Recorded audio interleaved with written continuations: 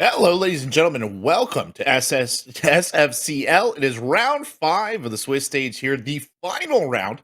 I am Corbeck. Alongside me is Sirius as we look forward to our first game of the day here. It's Lycus Empire versus West Garfield Park. So two teams that have had a bit of a kind of mid-table run here, Sirius. I'm curious to see what you think this matchup is going to look like. I mean, it's a tale of two different sides of the coin, right? Because West Garfield Park, coming from the upper bracket, ultimately lost against wildcard aces. So it's unfortunate for them that they have to now go through this final play day to make it to playoffs. Whereas Lycus Empire, some of their losses have come from some of the better teams in this Mhm. in this league so far, coming from Aerial Rise and Six Karma. So they've certainly had their struggles, but their only losses are coming from some of the best teams that have already qualified. So Right. I'm just kind of like more questioning on just who has the better momentum going into this match because, West Garfield Park have just been kind of like drudging along as of late. Yeah, I'd agree with that assessment. I mean, if you look at the overall standings, right, Lycus Empire, I think they sit at 7th on the table. WGP, they're at 10th. And make a very valid point about strength of schedule, right? Lycus Empire has played quite well. They played very well against Outlast Gaming, but their losses came against some very competent teams. That Aerial Arise game, I remember, was a bit of a domination, and they really did not look themselves. But let's take a look and let's see if we got the rosters for these two squads, get an idea of the players that we'll be looking at here tonight, and that'll, I think, give us an idea of what we can expect. There's Lycus Empire, Aggro, Candle, Cryptics, Ozone, Brios, an overall cost of 58% overall. KPR is 3.5. I mean, they've definitely been a little underwhelming in the fragging department, I think, on a couple of their matches, especially the really critical ones, the big name ones that you were talking about, right, Serious? That's been the ones that they, I think, have struggled the most on. Yeah, and I think that's certainly a fair assessment because, like, when they start to lose, it's usually because those fraggers aren't really showing up. So, gonna have to see them kind of step things up and just make sure everyone's consistent throughout the board. Can't really have one player going huge, but the rest of the team's not really contributing to the match overall. So, I mean, not not to say that they can't show up. It's just we haven't really seen them do it consistently so far. But going on to the other side of the board with West Garfield Park, if we can get that up, we're gonna see Biologic, Snake, Eddie, Rice, and Valor with a similar kind of rating as far as 1.0, cost of 61%, and KPR 3.4. So, yeah. Yeah, an even matchup, honestly. And I mean, I think the most interesting statistic to look at between these two, just as a comparison, is that Lycus Empire is a very defensively oriented team. I think their defensive win rate is about 60%, whereas their win rate on attack is about 44%. On the other side of the ball, WGP, they do prefer the attack, as you can see right there in the bottom left-hand corner of your screen, a 52% win rate on attack. They're not as strong on the defensive side. So sides are going to matter a lot here as this match progresses. It is a best of 3. Let's go ahead and pull up our map pool, and then I think I'll give us a good perspective on where these two teams will be playing and who's going to have that side advantage overall. Obviously, the band's coming in early first here: Border Cafe, Clubhouse, Theme Park. So some of the stalwarts taken out very early on here. Serious. Yeah, certainly just getting some of those better maps for either team kind of just out of the way. Not really wanted to deal with them so far, but if we get to our first two picks, as far as the band phase goes, it should be showing up very shortly. But not hating some of these bands. Theme Park has been a very, I would say, probably a good map to get rid of both of these teams as far as just overall pace because Lycus does enjoy Mhm. that map as well as what West Garfield Park. So not wanting to give anybody a favor just yet, but we are going to see Oregon and Bank. Bank being a typical favorite for Lycus, so it's interesting that West Garfield Park actually is the ones to pick that one first. Yeah, Oregon and Bank are some interesting choices. Oregon, obviously, a very straightforward map. West Garfield Park will have the attack there, so both teams playing to their strengths on that one. Bank, not so much, right? Both teams playing to their weaknesses on the second map, and then a Chalet Decider. Honestly, an interesting setup, but I think that early Oregon for Lycus Empire, right? Already a very heavily defensive sided map here in SFCL. I think that's only going to benefit them in the long run, right? Like that is probably the defensively oriented map in a lot of Siege gameplay. I know that it actually hasn't been the case overall here so far in SFCL. I think it's actually hovering close to that 50% win rate. But if you go back and you look at the pro scene, right, Oregon remains a pretty solid defender side, and I imagine Lycus Empire feels pretty comfortable taking that on early. Yeah, and certainly it kind of an even map for them in terms of their overall history, or 3-3 as far as my own statistics have. So it's kind of just like we haven't seen West Garfield Park on it that much, but the last time we did see it was in the last chance qualifier just this last weekend, where they got 7-1 by Beast Coast in a dominating match by them. So going to Oregon first, not as a good a team in comparison to Beast Coast, but still a formidable roster in their own right. It's kind of just like, you kind of got slammed on this map before. What's the kind of thought process going into this one? Because this is, quote, where map where good teams go to die. Mm, fair assessment. Yeah, I mean, I think I got a little bit bamboozled here by the map graphic because it looks like Lycus Empire is on the attack and West Garfield Park is on the defense. But again, neither of these teams, or I should say, Lycus Empire, not particularly good at the attack. West Garfield Park, not particularly good at the defense. So it kind of is just the exact opposite of what I was saying. And so, unfortunately, often is the case. No, never mind. We're going back the other way. It's all over the place. They're back and forth. They're fighting for that spot. They'll take the defensive side. And again, okay, forget everything you just heard me say. Go back to my original previous points, and those will hold. Yeah, I think that this is probably going to be a real challenge. I think this is probably going to be a real challenge for West Garfield Park. Irregardless of where they start, I think it's going to be a challenge for them. I think that Lycus Empire shows a fair amount of aggression. And if West Garfield Park can bring their guns online early on in this match series, I think they're going to really feel that. They've had a problem with entries as well. It's been one of the things that they've kind of struggled with throughout the course of the tournament is that they've had a hard time getting operators in, getting them alive, not losing the opening 1v1s. And that's something to pay attention to as well here because West Garfield Park, they will need to win their openings if they're going to succeed. Yeah, it's certainly just a good thing to get going early on, sets the momentum early in the round, so you don't want to lose that to start things off with. So obviously, kills are one of the main objectives of this game so far, aside from just planting that diffuser. So getting entry kills is going to be very important, and like you mentioned, West Garfield Park need to make sure that they kind of get that in order. Otherwise, it's going to be a Flores to start things off with for our map bans, sorry, and then followed up by a Dokkaebi ban, two operators that you could argue Yeah, is starting to become more of the meta, I would say. yeah, I mean they're both valid picks. I think on this map in particular, you think maybe a Solus possibly could work her way in here on the defensive side, and Valkyrie as well. That would be my gut instinct. Dokkaebi's had about a 41% ban rate here overall. Interesting, a Kaid ban coming out. He's not a very common ban here among the people of SFCL this season. He's only at, I think about 11% overall, so he's not That been would be very his heavily sixth favored. ban, so he's like about a 10% ban rate Yeah, overall. okay. So It's not very I mean, common. not very common, not at all. So it's interesting to, especially now we have these impact EMPs. It's not as necessary to ban him out, Indeed. but still, it's good to get him out of the way because you don't have to deal with that later on. So you can focus on bringing other bits of utility rather than having to, okay, do I need an impact EMP? Because no, I don't, because Kate's now off the board. Very true. And it does, I think, kind of save you from the trap of maybe having to play Thatcher consistently, right? Like, you just don't have to worry about having a dedicated EMP operator, even if you wanted to do that. Um, obviously a bandit or a poor kind of half-hearted mute jammer defense are things that are not going to be as good as the hard breach denial. But I mean, the overarching trend these days is for the more open sites anyway, with more open sight lines. So the whole hard breach game is in I think a bit of a weird place right now overall in terms of siege. And I do apologize, by the way, to our viewers if I am a little coffee or congested. I am on the tail end of the vid. It's still out there. Oh no. Yeah, I know. Watch yourselves. Y'all don't want that. Uh, But see what I mean about these opening sites, by the way, Sirius. You can see them kind of opening up that wall, looking out towards blue, and then looking up towards stairs as well on basement, kind of just giving sight lines to play off of here. Yeah, and they're just really opening up that entire freezer wall, which normally we see at least one of those walls being reinforced that kind of play in that little cubby area, but choosing to just open it up is going to make sure that freezer is not a very safe avenue for the attackers to go through.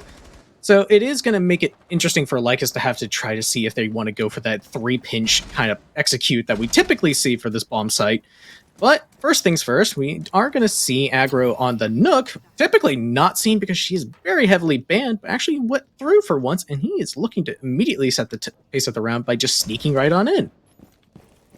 Yeah, the Danish demon right there. Very scary, and I think Rice probably already ran into them a little bit. Had to fall back. Aggro's kind of already taken control of a hallway here in the map. Looks like Valor wants a pause on the tail end of this round, so I'll see hopefully nothing too insurmountable here as Candle preps the frag. A very classic frag throw right there, but no luck to be had on that. All the defenders had already sort of shifted back on their positioning here as Aggro's going to enter in a different spot. He's got immediate problems. Now, he did drone out the defender sitting in Big Tower. That's Hashira Eddie. I don't know that he knows necessarily that Snake is in this area as well, but he's actually missed his window right here. I think it went by so fast he couldn't really react. Now he has to consider how long he wants to hold up there, Sirius, before he kind of begins the next stage of that push. Well, now at this point, all of West Guilford Park are back on site, which would typically favor them because this is a site you can bunker down on, just hold these angles.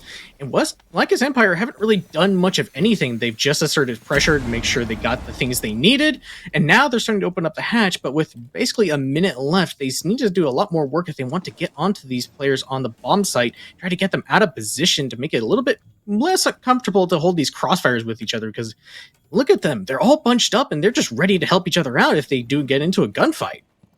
I mean, even more seriously, I think for the attackers here, all those Volcans are still up, right? Which is just so much time delay.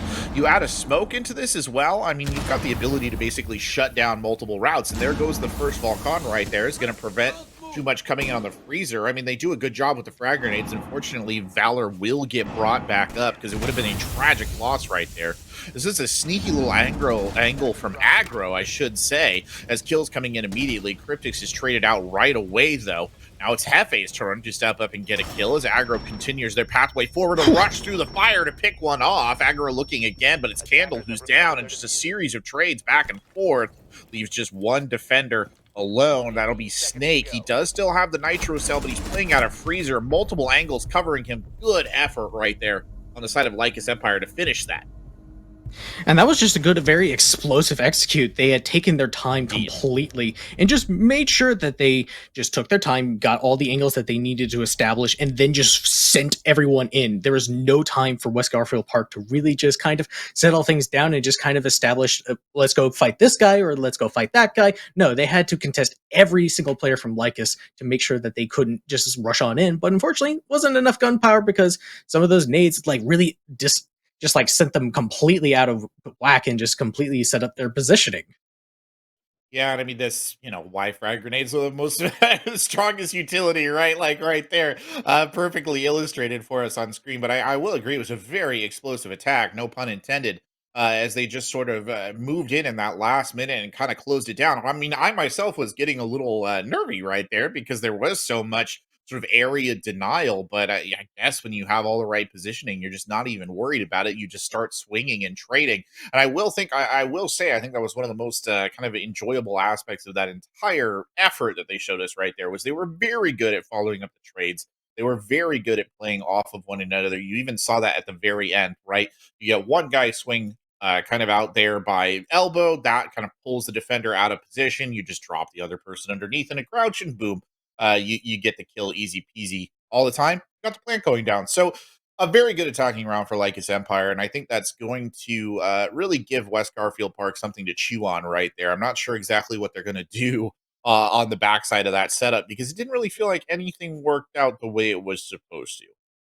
I mean, they established pressure very early on towards the back tower stairs, so like there was pressure on the roam. They just didn't really do a whole lot with it. So that's just like Hmm. kind of maybe just make it a little bit harder for Lycus Empire to try to contest some of these areas because they fell back about halfway through the round and then just kind of gave away all that pressure towards Lycus. And then we saw from there they just kind of set things up very slowly and just waited till final 30 seconds to say, "Hey, we're all in position. Let's just go for it." And so, if you're West Garfield Park, maybe you need to rely on more of that roam kind of sticking around a little bit longer, maybe finding a kill Yeah. or two, and then falling back before you do so. Otherwise, I wouldn't say they did necessarily anything wrong. You played it how you should. It just didn't really work out because of those frag grenades, I think, did more damage than they really should have. Yeah, I agree. And I think one of the things that they struggled with in their previous matches, when they played against DCM, for example, was that kind of aggression on the defense. They played it quite passively. And you do have, a good roamer net out there. They are wasting time, but it wasn't kind of enough to really be meaningful. Speaking of those roamers, Snake kind of in position here over towards Shower is going to be interesting to see if he can maybe get an opportunistic kill out of that. But of course, Candle is getting droned in. Second drone going out right there, as well as Cryptix tries to come at this from another angle. It was a bit of an interesting site prep. They blew out the wall to closet, so they're trying something a little bit cheeky here, I think, and see if they can, again, just keep holding these open angles, but does not work out. Valor down first and early, and that's a bad loss because it is a smoke after all. Fortunately, Snake will even it back up right away. Yeah, thankfully he did trade that very quickly back out, and that's two very important operators actually first dead. Smoke being that time util waster that you mentioned in the previous round, and also Ace being the one of the only hard breachers actually on this lineup. Actually, yeah, he's the only one. So if they do reinforce that closet wall, they can't use that as a way in. They're still gonna have to deal with bio still insecurity, and they're just kind of really wasting a lot of time. They're doing the same thing they did before, but a lot more bloody this time around. They're just now figuring out that he's still in this position. It's a sneaky Oh, play right there from aggro, and this is why you see Nook banned so very, very often because of things exactly like that. Now you've lost two of your defenders. I mean, one is a roamer, to be fair, and fortunately you still have Eddie alive here, but now a 4v2 as another frag grenade comes sailing in, and these frags have just been a menace all night long. Aggro collecting his fourth kill here as Brios tries to play off the reverse repel. And I mean, you've got tools, you've got, the kunai, you can build up some of the defenses here and maybe slow this down a little bit, but this is going to be a very difficult situation here with less than a minute left for the two remaining defenders of West Garfield Park to play out of this would be truly impressive. I mean, they know exactly where Eddie is at the moment, so Rice is going to have to try to help out his teammate a little bit more. Still trying to hold on to that trophy, but they're set up for his big window execute, and Eddie, not being able to hold on to that, is going to just walk right on in. And unfortunately, Rice, in just a terrible position, has to contest that last player on white, so that's just another clean execute coming out from Lycus Empire. Let's Go for Part just seem to not be floundering on their defense like you mentioned. Yeah, this is reminding me in bits and pieces of the DCM. I mean, it was a best of one, so I don't want to draw too much out of it, right? But it does seem like they're struggling a little bit to kind of coordinate their defense and kind of work together. And this is something that they struggled against as well when they played WC, is that they did not do a very good job of kind of coordinating things like withdrawals of roamers, which is I think where they caught the mute on the last round. I think it was biologic, I want to say, who was kind of falling back. And I mean, I give them credit for trying these. They don't have the Kaid, right? They're not going to play Bandit, obviously, and mute is a half-hearted, hard breach denial operator at the best of times these days. So I give them credit for trying to play these more aggressive strategies, but it's just not working out. I mean, you look at Valor on the top floor right there, trying to play that aggro, died immediately, could not win the initial gunfight right there. And as harsh as it sounds, if you're gonna like take these setups, you're gonna have to win these gunfights because the entire area denial is reliant on the gun of whoever is holding those open defensive positions. And like you mentioned before this game even started, they've also lost the two opening picks so far, so already not looking great in that department to start things off. could be looking better into third round, but they're gonna have to make some serious adjustments. And I think, like you mentioned, just not playing these super aggressive angles that are very much just a 50-50 gunfight is gonna try to make it a little bit more even for you to try to win that out. But really need to start getting things going soon. Otherwise, Lycus are just gonna once again just play things passively and just kind of take their time and just really pick you apart. Yeah, and I mean, I think the fly in the ointment here really has been aggro. I mean, sitting on a 5-0 right now, right on this nook, has just been akin to unstoppable, honestly, in the way that they're playing, and they cannot seem to lock the nook down. They cannot seem to eliminate aggro early, and I mean, we're heading for disaster again because here's aggro deep in. Slowly pushing their way forward and just taking space. And I mean, none of the members of West Garfield Park are really in a position where they can necessarily handle that. And I think that's so problematic. I mean, really, it's been kind of the engine over the last 2 round wins here. And aggro, I imagine, will lead the way here again once that frag grenade goes off. I think Eddie's actually still stuck up in Big Tower. He's just kind of lurking up there for as long as he can. That could be a big flank later on if Lycus Empire are not aware of this. They are trying to take that back tower control, like you mentioned, but I'm not sure they're actually expecting him to be there. He's just kind of been sitting back this entire time. I actually don't know if he's still just kind of waiting at this point. But first Vulcan canister does get popped, so that's going to waste 20 seconds on those back stairs, so it's a little bit more time to get things prepared. Yeah, and here comes the execute, but Eddie does take advantage of that flank, pops out and gets Hefe down, so that's the Ash taken off the board here. Brios is covering wide from blue, just hoping somebody steps forward. Rice there checking down as well, and aggro finally getting in, finds Eddie, brings him down early on. Now 44 seconds left on the timer. This was about where we saw Lycus Empire launch their really explosive attack last time, and here comes that denial, that area denial operators. You've got the Volcans going off, you got the smoke canister going off, everything gonna slow this down just a little bit. Drop straight into the gun there of Valor. Rice stepping up and getting the kill as well. Candle brought down, and that just leaves Brios on the door of blue. Rice swings the corner with the MPX, finishes him off. A much more solid defensive effort there by West Garfield Park. And I think that really came down to Eddie just kind of disrupting that entire attack because he got that one kill and then made his way over to Kitchen somehow, which really is ultimately he went 1-for-1, but he disrupted that entire attack, kind of set them out of momentum because they were looking primed and ready to get the execute started. But now they all of a sudden, after Ozone actually dies, they have to all of a sudden say, okay, we have to hunt him down. We can't let him just stick around.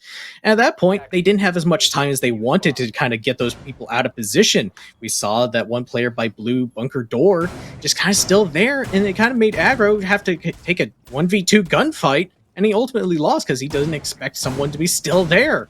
So really, just that one player just still in that position just threw things completely out of whack.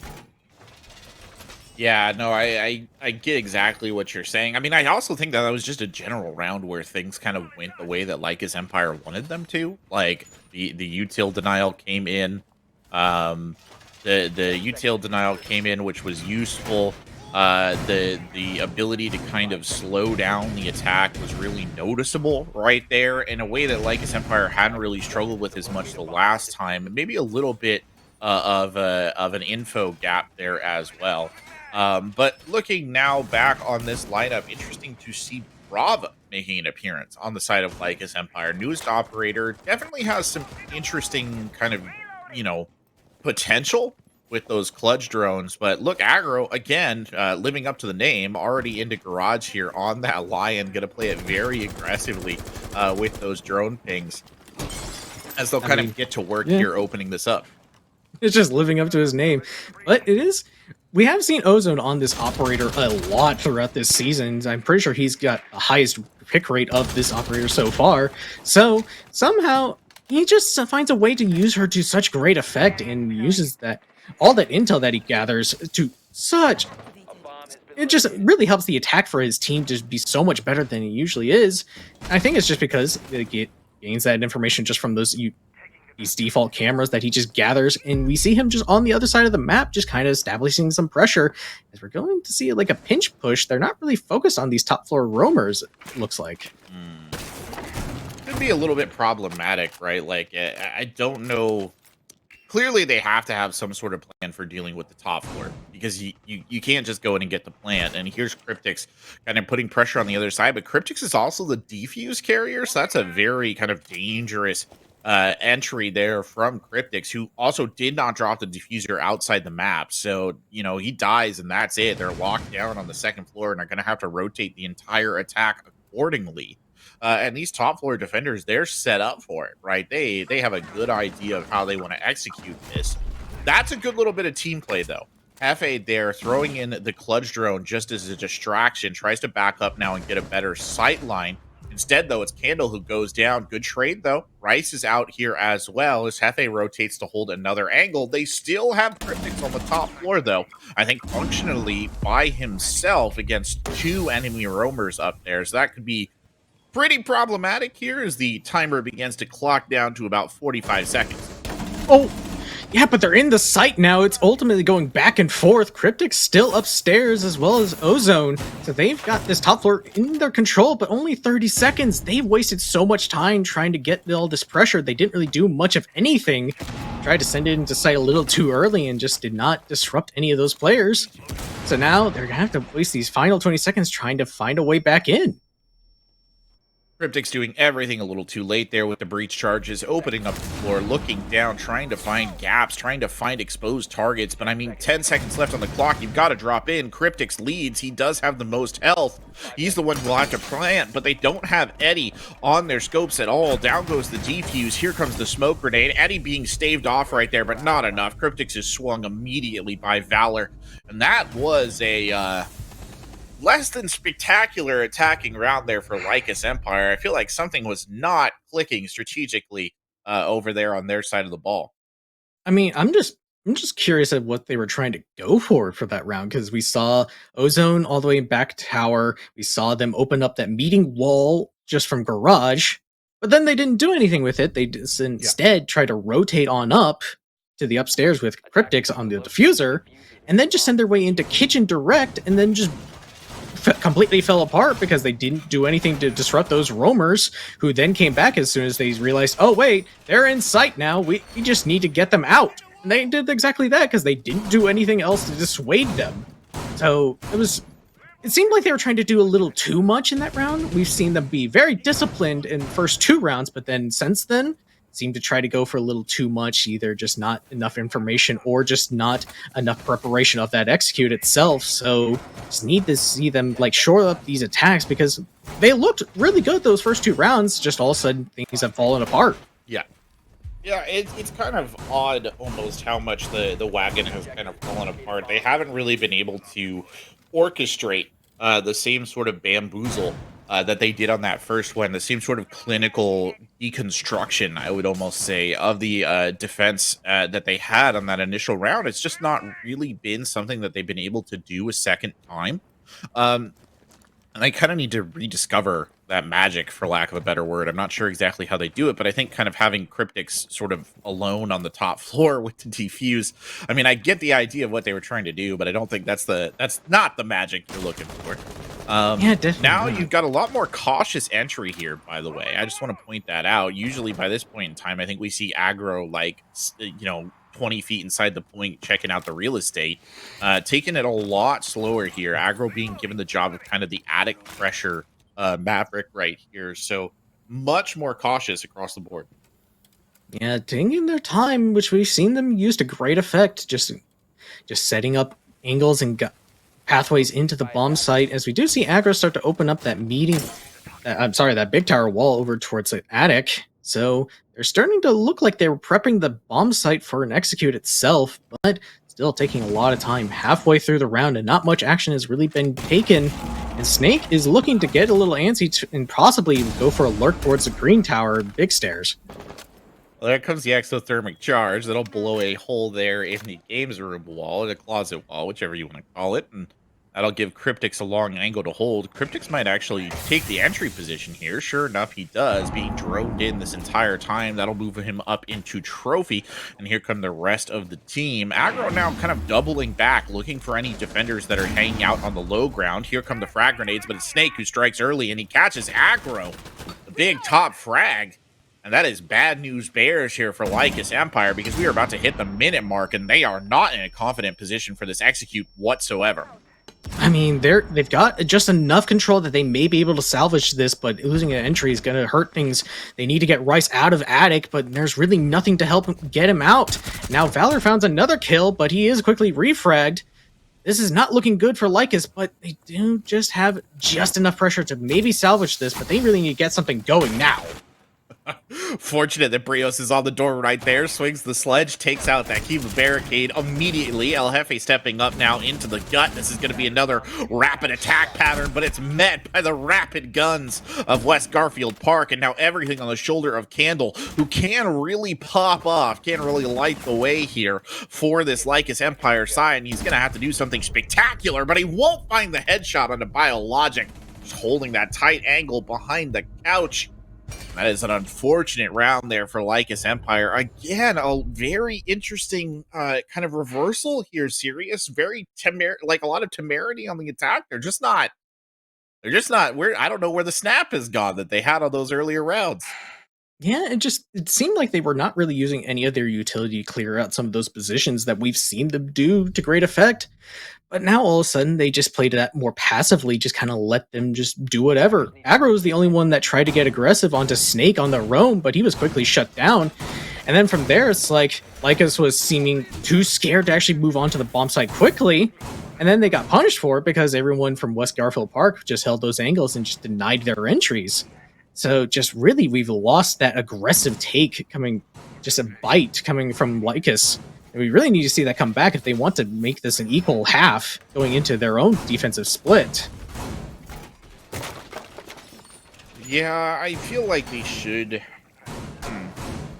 I'd like to say that they could win this round, honestly, Lycus Empire, and I think that would, be the ideal solution for them. But I will kind of add the caveat, we talked about the statistics, or I talked about these statistics at the start of this. Lycus Empire, they are an attacking favorite team, and it's not by a small, or defending favorite team. Good lord. Still confused by the confusion earlier, but they are a defending favorite team, and not by a small margin. So even a comfortable, 2-round and a benefit, I think, if they take over on the defense is going to do wonders for them, right? Like that's going to be something that they feel pretty confident with. And if they do end kind of with a 4-2, it's not exactly ideal, but it's something that they can work with. It would not be the end all be all of this team. That said, the drone is coming in right here. Candle's leading the way, but Snake was in a position to be a bit of a hassle. Beats a hasty retreat instead and falls right back. So Candle's got that real estate just from some good droning from their teammate that can push up here and take control of Security Hall. Yeah, well, they've gotten established control over towards this southwest side of the map. Aggro is looking to possibly poke and prod over towards the blue bunker area. They're just now getting back into position that they want to be opening up those hatches, but once again, it's another slow round. Again, something we've seen them do time and time again, but are they actually going to take advantage of this and get everyone out of position? Valor is still looking primed and ready to just swing this freezer stairs. He's not looking to go away from his position. Does have Bio watching the security hatch to make sure that nobody can try to swing onto him aggressively, but taking their time once again, and he's just going to fall back. About 1 minute and 20 seconds on the clock now. Pressure building. Candle sending out the Iana clone, the Gemini, heading down. Aggro has the Twitch drone in position here as well. Again, trying to set up, I think, for one of these explosive executes one more time. And they were able to pull this off in the past. Smoke grenade already coming out right there. Smoke canister, I guess I should say, coming from Valor. Cryptix is in position, has opened up some of the hatches, so doing their job, giving them multiple angles of attack, keeping the defenders guessing. Rio's here back checking. That probably a little bit of PTSD from Eddie sort of sneaking down from the Great Tower stairs. It's not going to happen this time, however. Cryptix checking down through the hatch into electrical, just waiting for anybody to step in, and that looks like they're going to ride this clock right down to the line. Valor here coming around again. He doesn't have any more smoke canisters left, so he's just going to have to do it with the shotty. Instead, he hits the Gemini. That doesn't do anything. Pulls out the SMG-11, steps up around the corner yet again. And the defensive position holding very tight here. Nobody quite willing to start the violence. Nobody going in, and here it is. Double swing through the door. Hefe picks up the first kill. Eddie immediately trades it right back. Eddie holding it free for Eddie with a beautiful headshot onto Cryptix. Holds the line, finds a third. And West Garfield Park with a sterling defense right there in the late seconds of round number 6. I mean, they really started to pick things up. Needed the first 2 rounds to kind of get things established for themselves. Say, hey, we made these mistakes, and they quickly adjusted. Give them some credit. But really, Lycus just seemed like they kind of lost that aggressive punch that we saw them have in the first 2 rounds. Didn't see that explosive execute once again. They took their time once again. And then Aggro, who's been their most aggressive player so far, was the only one to try to just say, hey, I'm going to go right on in. Gets quickly shut down towards Blue Bunker. And then can't really do much of anything else. Just comes down to West Garfield Park watching Freezer and Laundry. And that's the only angles they have into the bomb site because, well, that's the only control they have. So unfortunately, just again, Lycus Empire just kind of struggling on their attacks. We're just going to their defensive stronghold. A basement, once again, should be more favored for them, considering the statistics we saw early on. But they really need to make sure that they stay more aggressive and not allow West Garfield Park to get too comfortable. Indeed. Like so many middle-aged men just looking for a moment of peace and clarity, they retreat to the basement. And that is where they will hold this out. And I mean, again, I can't emphasize this enough. Lycus Empire, defensive-sided team. They should do really well in this position. Like, this should be their stronghold, for lack of a better word. They should do a great job of shutting down West Garfield Park. But I feel like West Garfield Park, they're cooking a little bit. They've got a good idea of what they want to do here. They've got a good sense of the rhythm of the match. They're making all the right moves. I say that, here's Eddie pushing up into garage. I don't think they're entirely aware that there are still roamers up on the top floor. I haven't really gotten a particularly great idea of what the drone network looks like here for the members of West Garfield Park. Candle has to be a little bit careful. There's some danger here as Eddie continues to creep forward. Eddie maybe has an idea. Nope, I don't think he has any clue. They know that there's somebody in attic. That's about the extent of the information game, just based off of the moves that Eddie is making. Well, I'm not even sure he actually knows that someone is definitively up there. I think he's just paranoid because that hatch is open. Seems like they have an idea that somebody might be lurking upstairs, but not really definitively sure. I think you mentioned that Drone Game's not really entirely certain where these players are. Valor may get things started quickly as Rice gets a kill into Brios, but he lets him get run right away. But they do pick up 2 kills as those roamers get completely shut down. Just eating it up. Okay. Well, they may or may not have had an idea, but they were able to counter it perfectly well. So credit where credit is due right there to West Garfield Park. And that is a unfortunate placement of that Kiba barricade. I don't think that was exactly where they wanted that to go. It wouldn't have mattered much anyway because the sledge destroys it right off the rip. And now things are starting to look a little scary here for the side of Lycus Empire. Slowly but surely, the ring is tightening. The net gets tighter and tighter here as Hefe checking down right there. The last 3 members holding very hard here. And I think Cryptix might have been droned out, honestly. I don't know if he can hold that position the way that he is without somebody being aware of what's going on. Well, they certainly know Ozone's in that position. It seems that these players are having to do double duty, try to help each other out as much as they can. But there's not enough pressure on the bomb site to hold down these angles.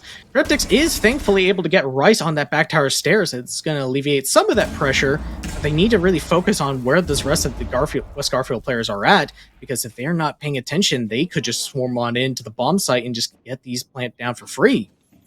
Well, here's the backup coming in. Capital being played here. A very surgical operator. Great use of the flame bolts there to clear out major defensive positions. Eddie follows that up perfectly. Catches Hefe having to shift right there. Candle down as well. The plant's going in. It's all Cryptix coming out of elbow. They can't do anything. And West Garfield Park, they just take this defense and they just pick it apart. Really well done. And Lycus Empire, they're going to take a timeout, and I think that is probably very necessary here at this stage because they are floundering. I mean, because now they've given up 5 rounds in a row, so now you need to stop that bleeding, get some of that control back into your favor, because now they're starting to run away with things. And like I mentioned, they gave away too much control over towards that laundry and freezer side of the map, so all of a sudden, like, they grouped up way too much towards back tower. They were expecting all that pressure coming from that side of the map. They did not give any respect to laundry and freezer, so all of a sudden, Capital bolts come in, and they just send it right on through, and now West Garfield Park have to do is just clean things up. So really, they just made it too easy for them to make it onto the bomb site. They really just got to make sure that those early roamers don't immediately die, like we saw. They were doing such a good job to stall time out, but then once it came down to falling back, they just got picked off immediately because West Garfield Park just head up all those crossfires, making sure they couldn't do so. Yeah, they played the cutoffs very well, and I think they played a very sort of calculated style. It reminded me a lot of actually Lycus Empire's successful attack on basement, right, where they just sort of waited, built up a very explosive entry or kind of execute, I guess would be the better word, and then just sort of went in and finished it off. So I got to give credit here to West Garfield Park because I think they are punching kind of really well right now, and I kind of despair for like his empire at the moment because 5 in a row is pretty rough. And I was thinking there was going to be a turnaround, and it just did not manifest. But maybe it's a matter of bomb site. Maybe if they go up a level, it'll change things. But looking at the kind of composition of what West Garfield Park is considering here, you're going to have a Oh, hard time again because I feel like this is going to be a very kind of aggro sort of attack. They're going to take a lot of control. Rice coming in on the Amaru could, in and of itself, be an incredibly difficult thing to deal with. And then, of course, you do have Eddie on the Nook here too, so a constant threat to anyone you want to kick out to any various points of the map. I mean, they have 3 sets of nades, so they can clear out as much of these positions as they want if they get the proper intel.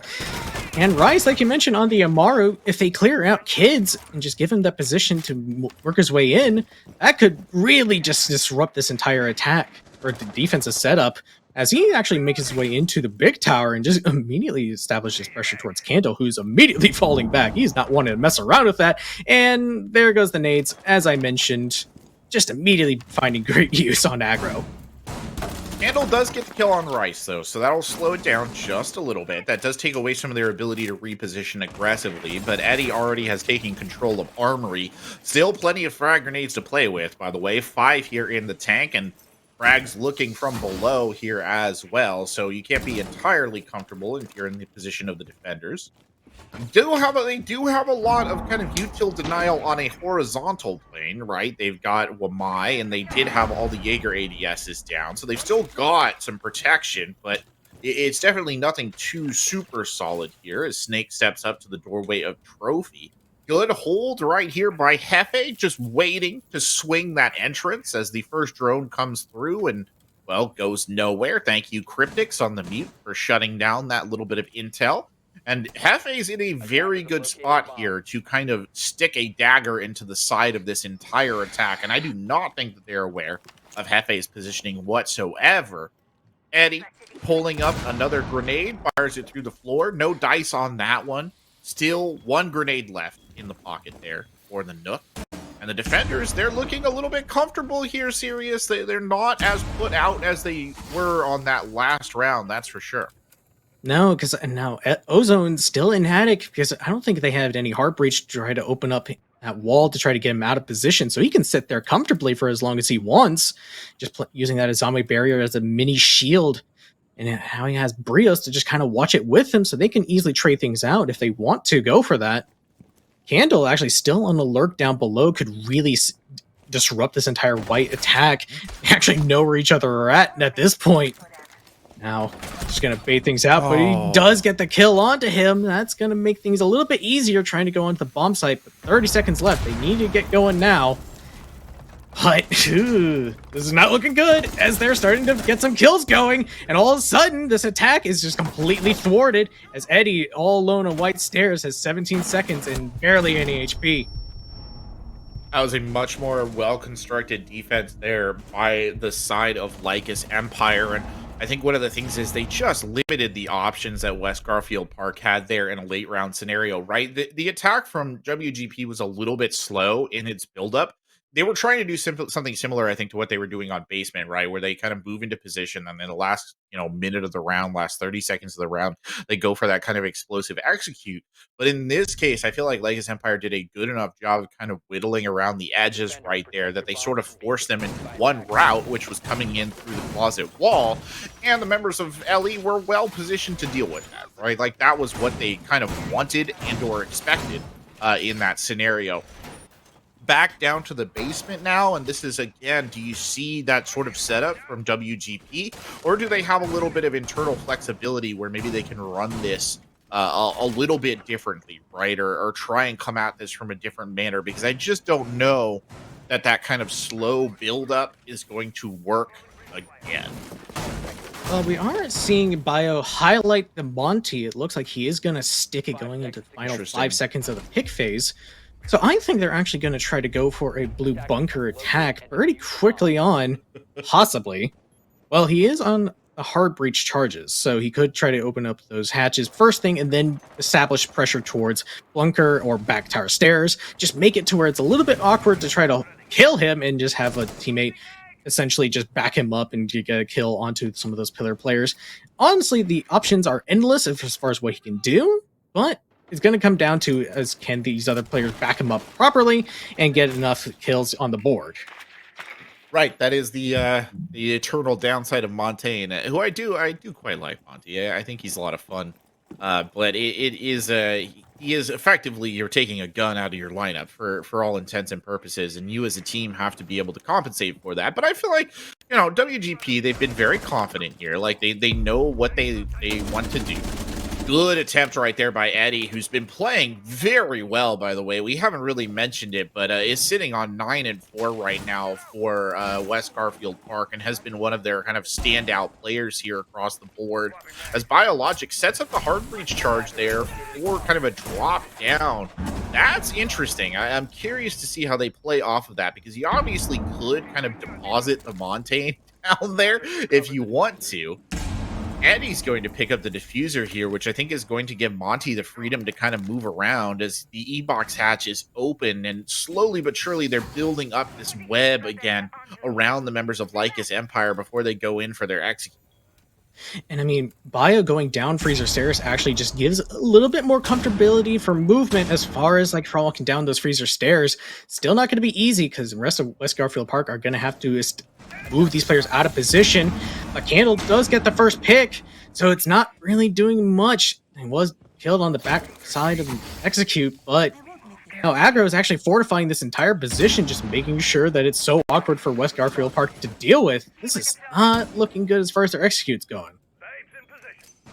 Yeah, it's not, and they're wasting a lot of time here. Montaigne coming up now, stepping in towards that breach for what it is. Been blocked by the Kiva barrier, though, so I don't think he's going to be able to get around it. Frag Grenade will open up some room, but Aggro kills Snake around the Montaigne. You hate to see it. The classic maneuver right there. They've also lost Rice early on. Out comes the pistol of Biologic. He does secure the kill onto Aggro. Keeps it at a 4v3. Biologic finds another one. What was I saying about not having a gun?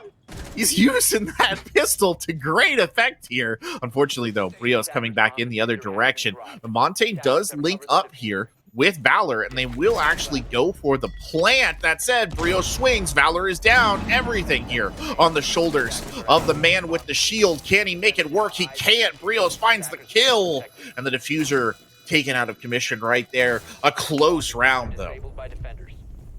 I mean, really, it just comes down to the nades being used to just get rid of those Azami barriers instead of actually getting those players out of position, because they had to waste them to get in further into Freezer to allow Bio to do exactly what he did. But because they didn't get rid of those players, now he has to actually go gun heavy, which is not what he's really well suited for. Sure, he got 2 kills, which is very impressive for just a pistol of all things. But that's not really what he's there for. He's used to be essentially a moving drone and have his players behind him get those kills for him, but they all got completely wrecked because those players are still in comfortable positions, and now Bio has to go huge. Unfortunately, there's just too much manpower from Lycus to deal with, and that just made it to where that plant was down, but not ultimately worthless. A spectacular illustration, by the way, of why Azami is such a good defensive operator, I think, right there. Because, oh my gosh, it's so annoying. And yeah, I don't think the intent was really for Montaigne to come swinging in with the pistol right there either. I think that was just sort of an improvisation of the moment, and it nearly worked, to be honest. But yeah, wow, slowed down by that, and then really hard for them to compensate. Lycus Empire now they're looking a little bit more calm. They're looking a little bit more collected. I do kind of feel that maybe the bloody nose that they received on the attacking side is starting to wear off here just a little bit. But then again, as I say that, now they're going to get absolutely destroyed here on this Oh, round. Just watch. uh, please do not let the caster's curse take effect here. I don't want to see it. We've seen enough of it so far, but We I have. mean, you know, and they are starting to establish a lot of pressure very quickly on, trying to make sure they get this master control as fast as they can, open up that wall. So really, just gonna have to take care of this top floor roam as fast as they can, because if you want to get his kitchen plant, you really need to make sure those roamers aren't gonna be there. Rice is gonna do a good job of getting Ozone out of position, and he's the first death. Don't do that. Don't do that, Candle. It's not worth it.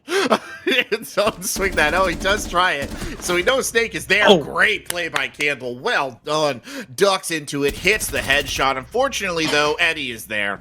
And Eddie now onto his 10th kill. Slowly shredding his way through the Lycus Empire team. Keeping it at a 3v4 now as they just keep backing up. That vertical control was what Garfield Park was looking for. They'll start opening up the floor now, try and force these defenders out of positions.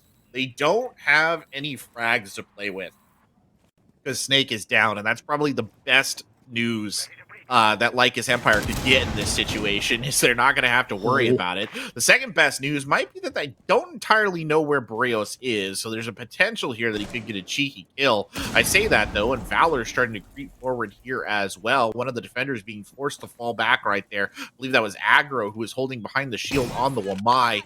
Considers, I think he looks at the door and for a brief moment considers the run out, but instead it's Cryptix who finds the kill. Barrios stepping up and getting another one as well.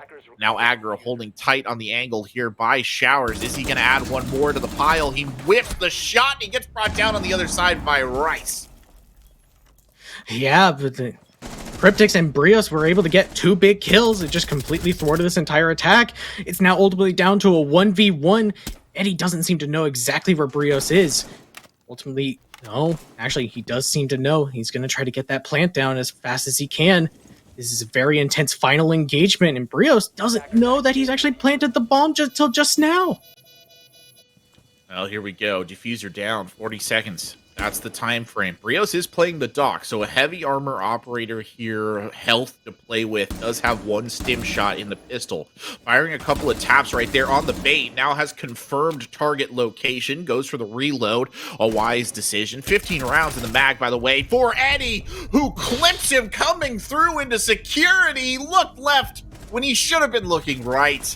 And a beautiful play there by the star player of West Garfield Park to get an offensive round in the books. I mean, and they did such a good job of clearing out that entire roam as fast as they could. Gave themselves a lot of time to work with, but they did kind of slip up in terms of just allowing Cryptix and Brios to get 2 big kills. Almost made that a Lycus Empire round, but thankfully were able to bring it back in the final seconds of that round. Eddie going very huge to get those last 2 kills onto Cryptix and Brios. And thankfully just establish enough pressure to separate them out and get that plant down and essentially make Barrios have to go into his domain. But man, that was way too close, I think, for West Garfield's comfort. And so they're going to try to shore things up and go and try. They want to win this thing out 7-4. I mean, I will say though, tertiary bomb site, right? In all honesty, so maybe we'll see Lycus Empire kind of tighten up here when they go to bomb sites that they feel a little bit more comfortable with. But that tertiary might make another appearance here. I'm trying to think of my round counts, and math has never been my strong suit series, whether I like it or not. But it might make another appearance in a critical round if they do kind of win out on these next 2, which would be unfortunate indeed. That said, West Garfield Park, I think they're feeling the spirit right now, for lack of a better word. Like they want this W, and they want it pretty bad, in my opinion. They know what they need to do. They know that they can do it.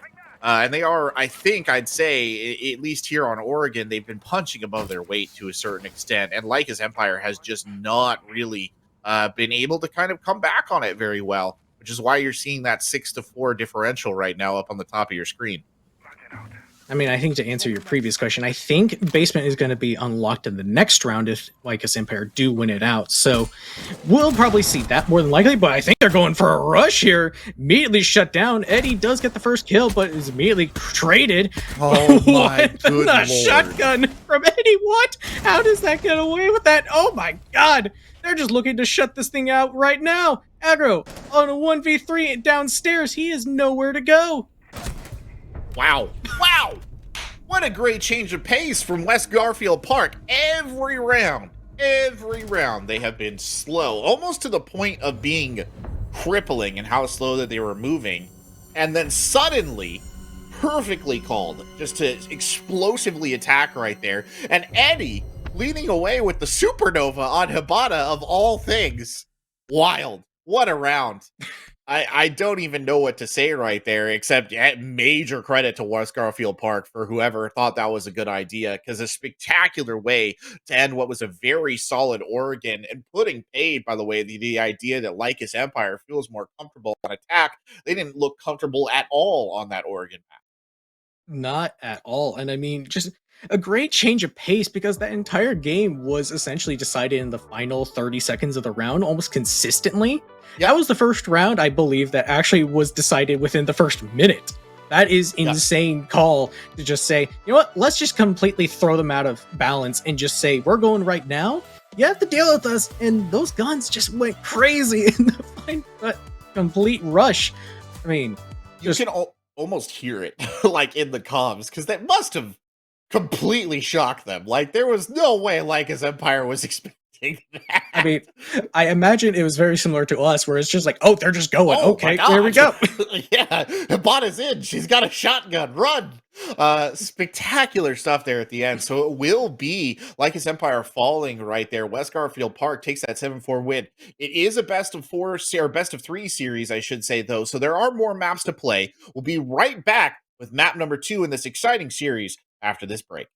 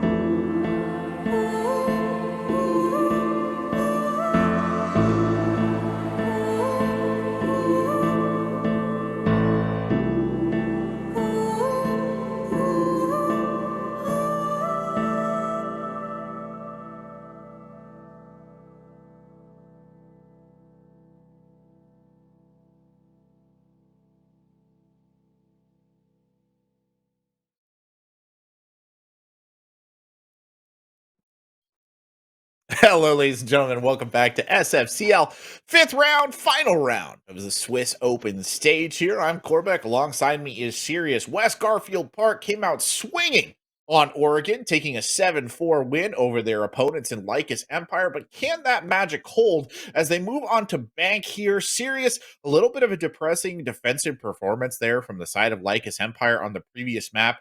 They're taking over on the defense to start us here at Bank. Bank, a defender-sided map quite heavily here in this open pool. Do you think that that changes things for them, or are we looking at West Garfield taking a 2-0 here? And I mean, and given just the Lycus's general history on this map, I would say it probably does favor them a little bit better, at least on their defensive half, because they know this map in and out. They played this 1,000 times at this point.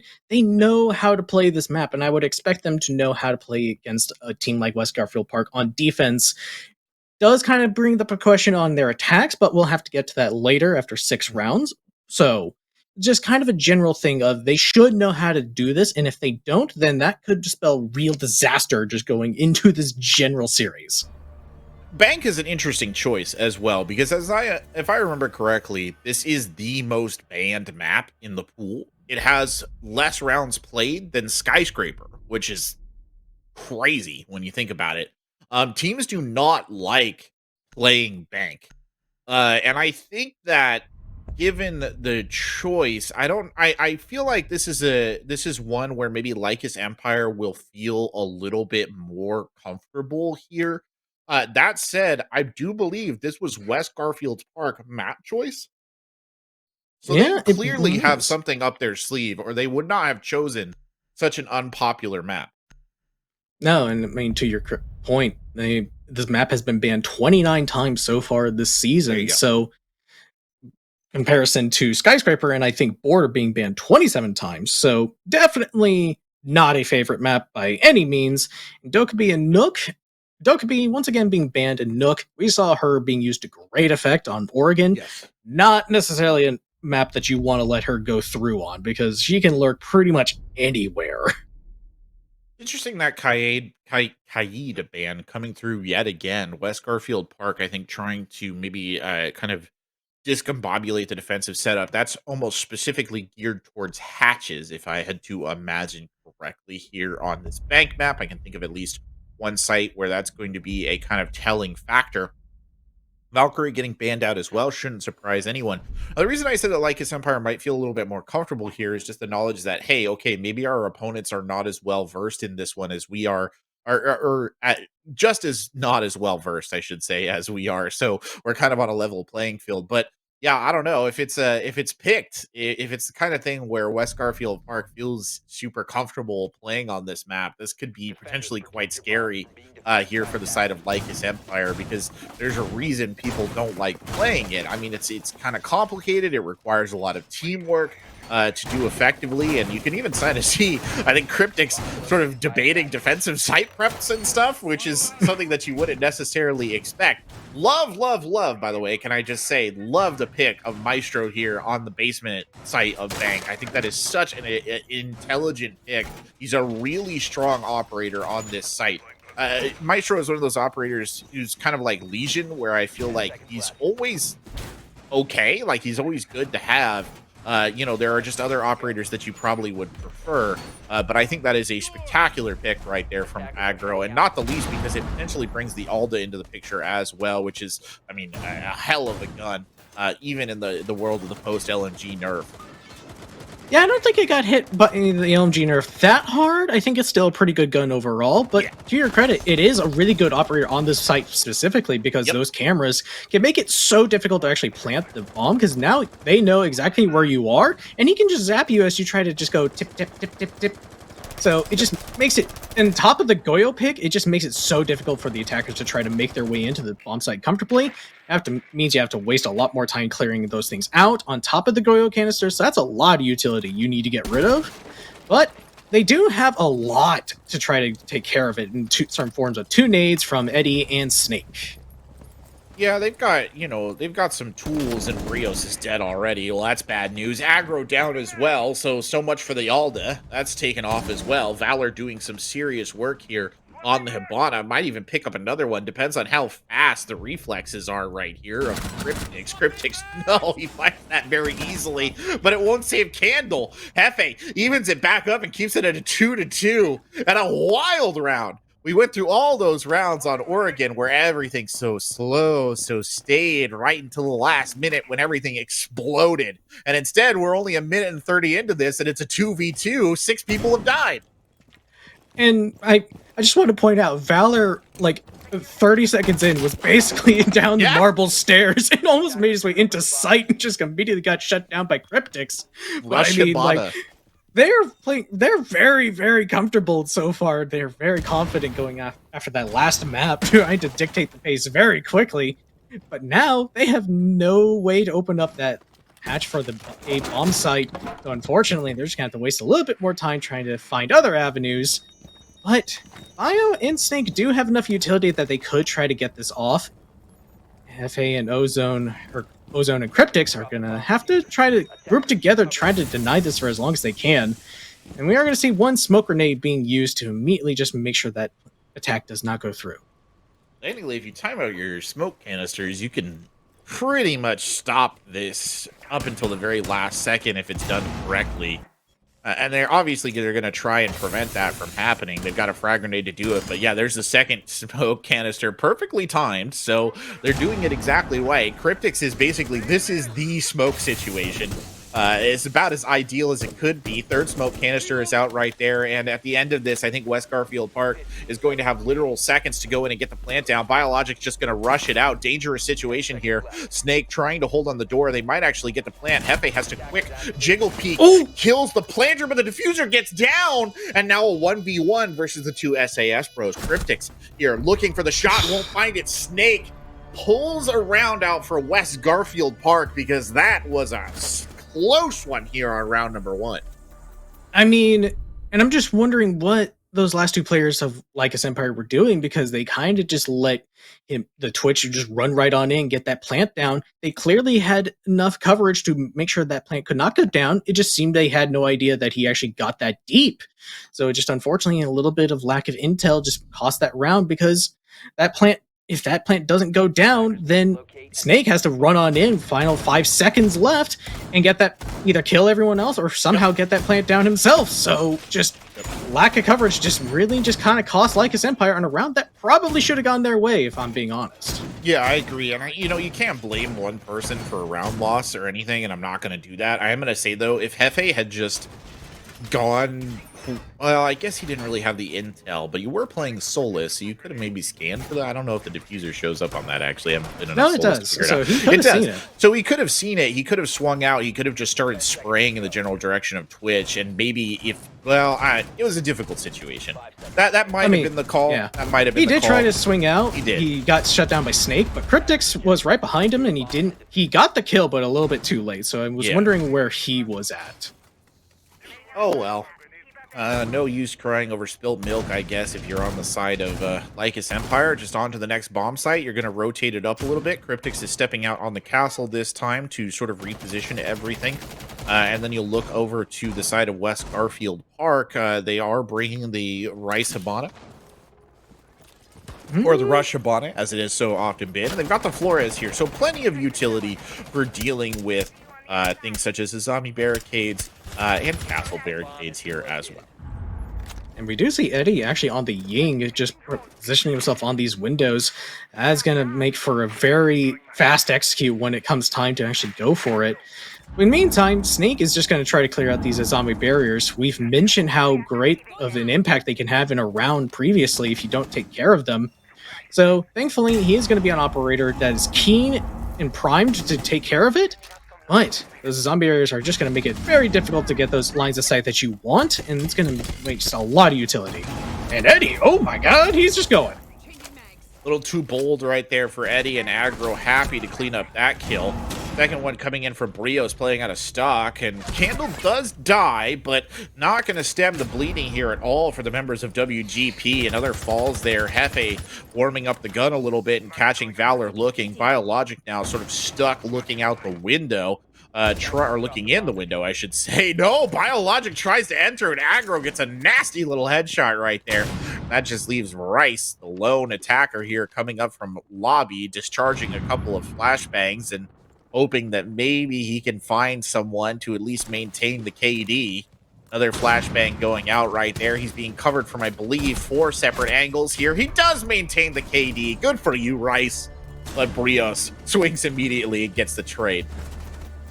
And that was just a very weird round from West Garfield Park because Eddie threw in all those Yin Candelas and then just hopped right on in.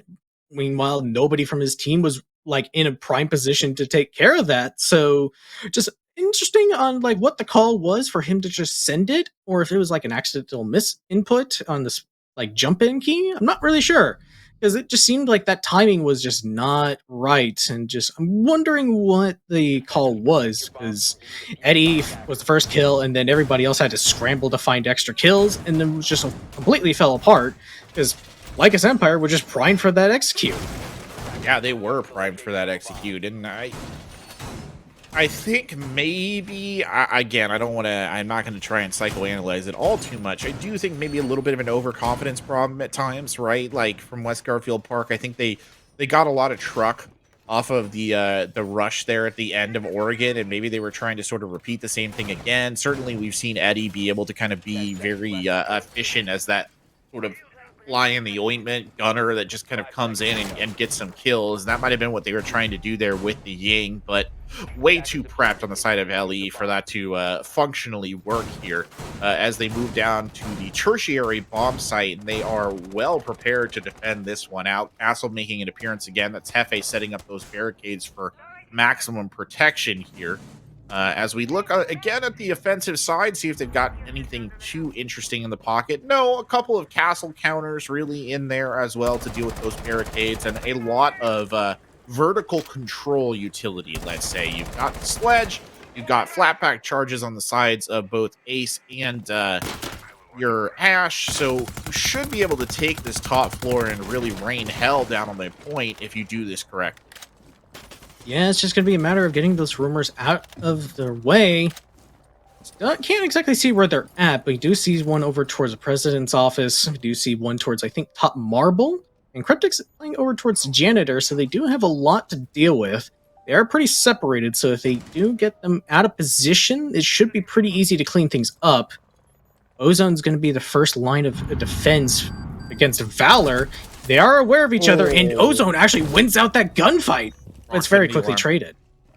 Yeah. There's a proxy alarm on the stairs, and I don't think Ozone, or I should say Valor, I don't think knew it was there. Unfortunate indeed. Biologic, beautiful kill on the Cryptics. Just slow creeps the corner and finds the headshot. And that means I think that vertical control is pretty much theirs. There's one other defender up there. I should say, no, I think that's all of them. So they're back down to just the people on the bomb site. There's that cheeky proximity alarm. Rice will take it out. So now they have vertical control and they can get to work. They have the operators that they need in a large part to start detonating the soft parts of this floor, which is going to allow them to put a lot of pressure on the defenders on the bomb site. And they still have 3 frag grenades to work with as well, so they can drop those frags from above if they so choose. They might actually swing Snake down the big stairs here and see what he can do approaching from a different angle. Agro's going to have to really get something going here. He's just going to have to lurk over towards elevators, try to make sure that nobody from West Garfield Park can use that as an attacking point. But like you mentioned, they've opened up all these holes on the top floor to make sure that nobody can actually sit and open. It's going to make it very difficult to hold on to this bomb site, especially with the last 2 players that they have left. There's no real plant denial in pockets, so it's going to make things very difficult with the final 30 seconds. Slow, too slow, I think, honestly, as this is getting put together. They still haven't shifted these 3 defenders out. I mean, here comes the drop-in. Snake does find the kill with the frag grenade. Aggro, though, immediately trading it back out. No hesitation whatsoever. Biologic potentially in a position where they could have swing out late in the round. Aggro trying to get some shots in. Won't find a candle, though. Immediately claps back here, trying to hold it together. Swings the window where they know the ace is. The diffuser is down. Candle finds another one. That's Rice taken down. And Biologic, he's climbing all over the place, trying to get that vertical control of the diffuser. Does Candle know? Candle knows. Candle knows 100%. Candle's going to go ahead and go for the defuse right there. Biologic trying to set up the angle. Brave effort by Candle, but Biologic locks it down. Another round win there for WGP. I mean, they just really picked apart that entire roam and just got enough control, even though it was a bit awkward on the execute. Like you mentioned, they took a lot of time, but they got enough position cleared that they could just drop that Ying down and plant the diffuser. So really, Lycus Empire really just not doing enough on the roam game, not helping each other out, it seems. They just kind of left them out on single gunfights and just died for it. So unfortunately, not really doing enough to just kind of dissuade West Garfield Park from taking the position that they want and just really letting them do whatever, even if they are kind of going a bit fast sometimes. They did slow things down just enough that round that they could get the control that they wanted and actually go for a clean execute. Well, they're trying the basement again. I think that's probably the best choice they could have made. Not bringing Maestro this time. I guess they weren't quite happy with how that worked out, or perhaps they just want to spite me. I'm not sure what it is. Instead, they're bringing aggro on the Echo, who admittedly is another very good operator on this bomb site. Can do a lot with those yokai drones if they're in the right positions here. And hopefully won't be lost super early in the round. Interesting, by the way, Candle playing Vigil here. An operator that I feel like we don't see as much as we used to, Serious, but who can still be a serious problem on the roam if he's kind of given his head. I mean, and especially on this map, where it's usually a map that he's very well suited for. I think I just heard a Goyo canister pop, if I'm not mistaken. I'm not sure what happened there, but to continue my point, Vigil is a very good operator for this site in particular, because basically he can just thwart out any drones no matter where he is at. It can basically mean, oh, is he upstairs or is he in the middle floor? Don't really know, because that Vigil scanner just makes it so awkward to try to find out where exactly he is. Makes it very easy for the roam game to just kind of stay out for as long as they can. But Brios, again, the first pick, and now, once again, these roamers are being picked apart. Yeah, this has been a consistent issue here. Candle, though, trying to even it up, takes Snake down early on, so that's giving him a little bit of breathing room. Hefe finds the kill on the run out. Is he going to go back in through... Oh, He made it! Wild. I mean, there wasn't anybody there. I think they could really get to a Biologic. I think probably just caught the faintest glimpse of him disappearing down a hatch like one of the Teenage Mutant Ninja Turtles. But Eddie immediately back on the game, keeping it a 3v3. And I must say, West Garfield Park, their guns have been hot here in these two matches tonight. They have never allowed Lycus Empire to set up that big of a gap on them. Hefe now perfectly positioned. Biologic looks the opposite direction. Beautiful swing by Hefe. He did what he should have skeeted right there. That'll mean Biologic is down. That just leaves Eddie and Valor in position here in the 3v2 with a lot to do. The Gemini getting taken down early on, and Eddie's got an idea of what awaits him at the bottom of the stairs. I mean, they do still have Valor on the Habana, so he can start to open up some of these hatches, give them a few more options. They may just take that, but Lycus Empire should have enough control that they can thwart this no matter where they go. Just a matter of, do they have the intel that exactly where they're going to drop to? So we do see aggro in the elevator. Cryptix is just kind of watching the archive site and also security. So just going to establish with their options, as Eddie is just going to use that Gemini clone to establish, is Vault a safe option or not? Yeah, you can drop that, Eddie. Nothing bad's going to happen. Now they're dropping it right. What? They used the Gemini as a bait! Oh no! Aggro fell for it, hook, line, and sinker. And he gets brought down immediately. Valor here trying to cut off. Does, I think, have an idea that smoke is there. And the first flash is out. Cryptix tries to swing. Hefe gets the trade. Hefe, the lone defender here, looks left when he probably should have looked right for an honest second. Eddie now stepping up, going in. Is Hefe going to be able to get the ambush? They're circling around each other. Hefe with a beautiful headshot on the SFG11, and El Hefe, held it together there that entire time. The key player of that round for Lycus Empire. I mean, that was so close. They did exactly what you mentioned. They just baited at the Gemini clone and allowed Valor to just drop down that elevator hatch and just pick off the Echo. And then from there, just that entire defense was just scrambling to try to figure out, okay, well, this is a bit awkward. Our smoke is in a terrible spot by that window. Now Ozone has to go huge and just provide enough cover. Thankfully, they get that trade, made it a 1v1, but that should not be how that goes down.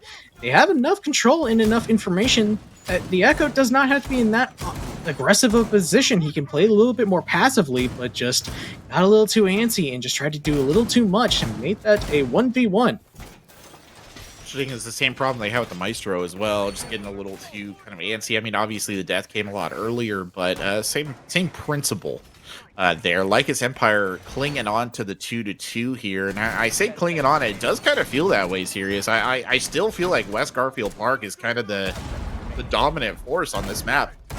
You do feel like Lycus Empire is kind of rising to their tempo a lot of the time. There have been a couple of really good plays from Lycus Empire, but in general, it does feel like West Garfield Park has the confidence and are kind of calling the shots here, and Lycus Empire is sort of quote unquote dancing to their tune, but we'll see if they can turn that around. Still an even round count, so there's plenty of opportunity for them to work with. Biologic, by the way, on the Montaigne again.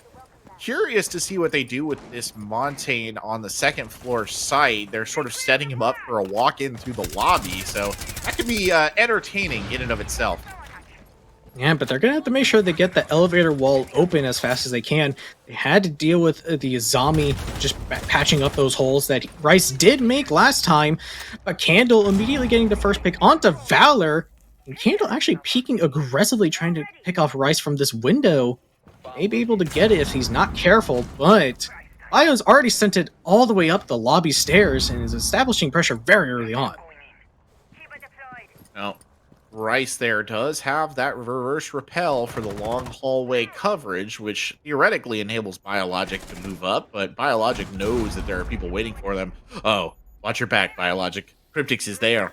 Is there a drone? There must be a drone. Somebody has to know that Cryptix is hiding in that corner. And now they've got Candle swinging on that angle as well, and Montaigne looking a little worse for wear here as Rice repositions, and I think Biologic actually backed back down the stairs and set that up. They need the second hook of this attack to really get into position here to put pressure on it. As you can see, everything's kind of being dominated by this engagement, and you gotta wonder, where is Eddie, where is Snake in this mix-up? Biologic now starting to step forward here, slowly rotating around. He's playing that little mobile drone roll right there. Nearly gets swung on the opposite direction. He gets killed by the impact. And, well, sometimes you get the Montaigne and sometimes the Montaigne gets you. Good kill on the Candle right there, but not enough. I'm not sure where Rice was when we saw that swing out from the Azami. Eddie aims wrong and nearly dies for it. Holds on by a sliver of a hair, but Rice has found another kill and possibly keeping the dream alive. I mean, they're doing just enough to try to get these players out of position. It's a 3v3, and I think Bio's just going to have to bleed out. There's no real safe way that West Garfield Park can pick him up, but Snake is going to attempt to do so. If he can clear out enough space for him, may be able to get it off, but just going to be a matter of, are they going to let him do so? Those angles are prepped and ready. He's actually made his way over to him just enough time. Rice providing the cover does allow that to go through, but 15 seconds, they're going to have to go. They are going to have to do something. They simply don't have enough time. Snake here stepping up, trying to tap shots in. You can't just tap them, though. You got to go. Lycus Empire getting the kills they need. Snake trying to save the day. Goes in, jumps on the plant. Brios is there. And a little too slow, and I kind of feel like it was a disaster from the moment Montaigne hit the top of those stairs and just ran into like 3 different guns all pointed at him with nothing to do. Yeah, I mean, there was just no real pinch play. Everyone was on a window besides Bio at that point. Snake did try to establish some pressure as well, but there was nobody to follow Bio up those stairs like you mentioned. He was just kind of that linchpin just all on his own. I mean, Monty is great to get info, but if you can't follow it up, there's nothing you can do. So, really need to make sure that somebody is there either to walk up Marble or the backside towards Square. But I mean, there was just nothing there. So, I mean, I'm just questioning what that attack was supposed to do because Monty was all alone. Yeah, just too late, honestly.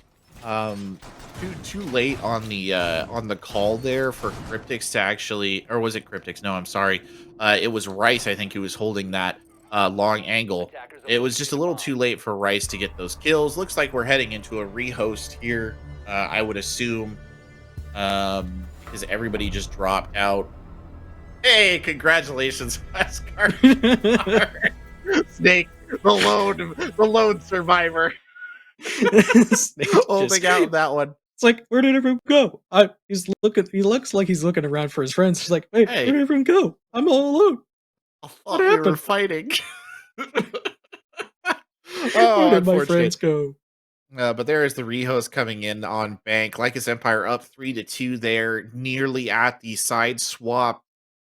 And I really think this is a critical round coming up here for LE Serious. They need a 4-2 on the side swap because their attack on Oregon was not a particular thing of beauty. And I think if they want to hang in on this game, they absolutely have to win and give themselves a little bit of cushion here. I mean, yeah, because like their attack was seriously one of their biggest weak points. They won the first two rounds, but then that was kind of it. So if they make it a 4-2, it'll be a lot easier and give them bigger cushion to allow them to try to find a couple more rounds. But like we mentioned, that last run was pretty much the exception, but otherwise, it feels like it's been West Garfield's like pretty much preference in terms of this map because they've been setting the tempo very early on. It really just comes down to Lycus establishing like a counter to it. They've been doing a great job of it so far, making it 3-2, but really just need to make sure you set the tempo very early on for yourselves instead of making having to constantly be the one to responding to it. Right. Yeah, I agree. And it's, I think that one of the issues that they had with the Montaigne round for West Garfield Park was it was one of the rounds where they felt like they weren't dictating the tempo. They've been doing a pretty good job of kind of like setting the pace, and they tried to do that with the Montaigne, but the defense is just too kind of well established against something like that for it to really work effectively.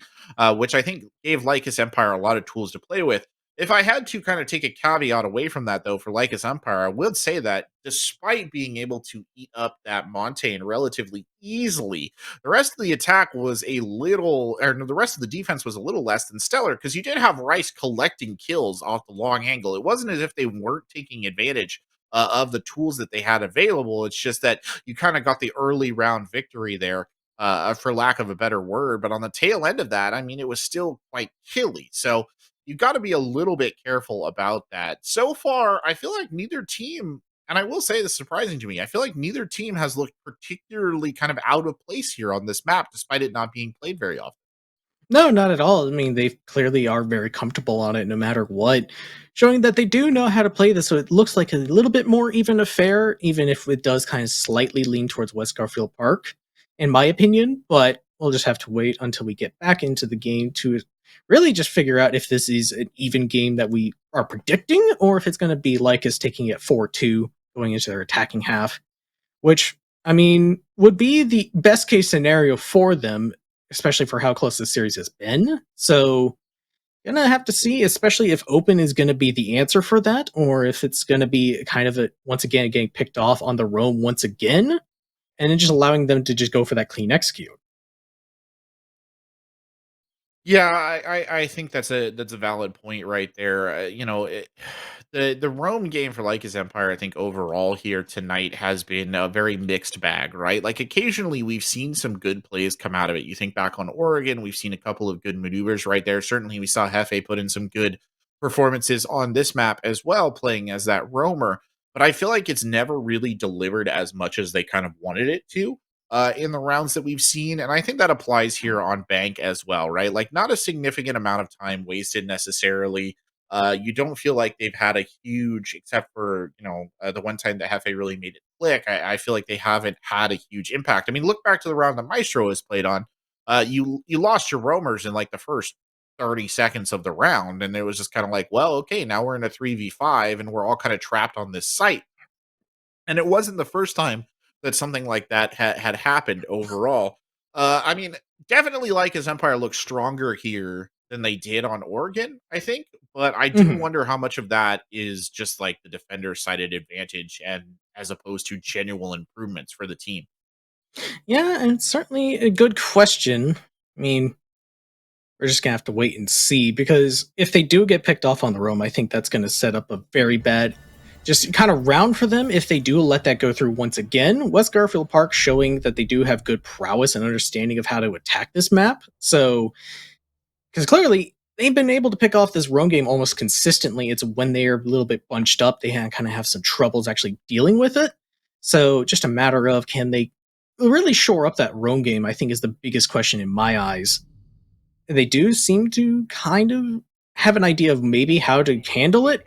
This Solus is being brought out once again. I'm actually curious about the bandit. We don't typically see him on this bomb site, of all things.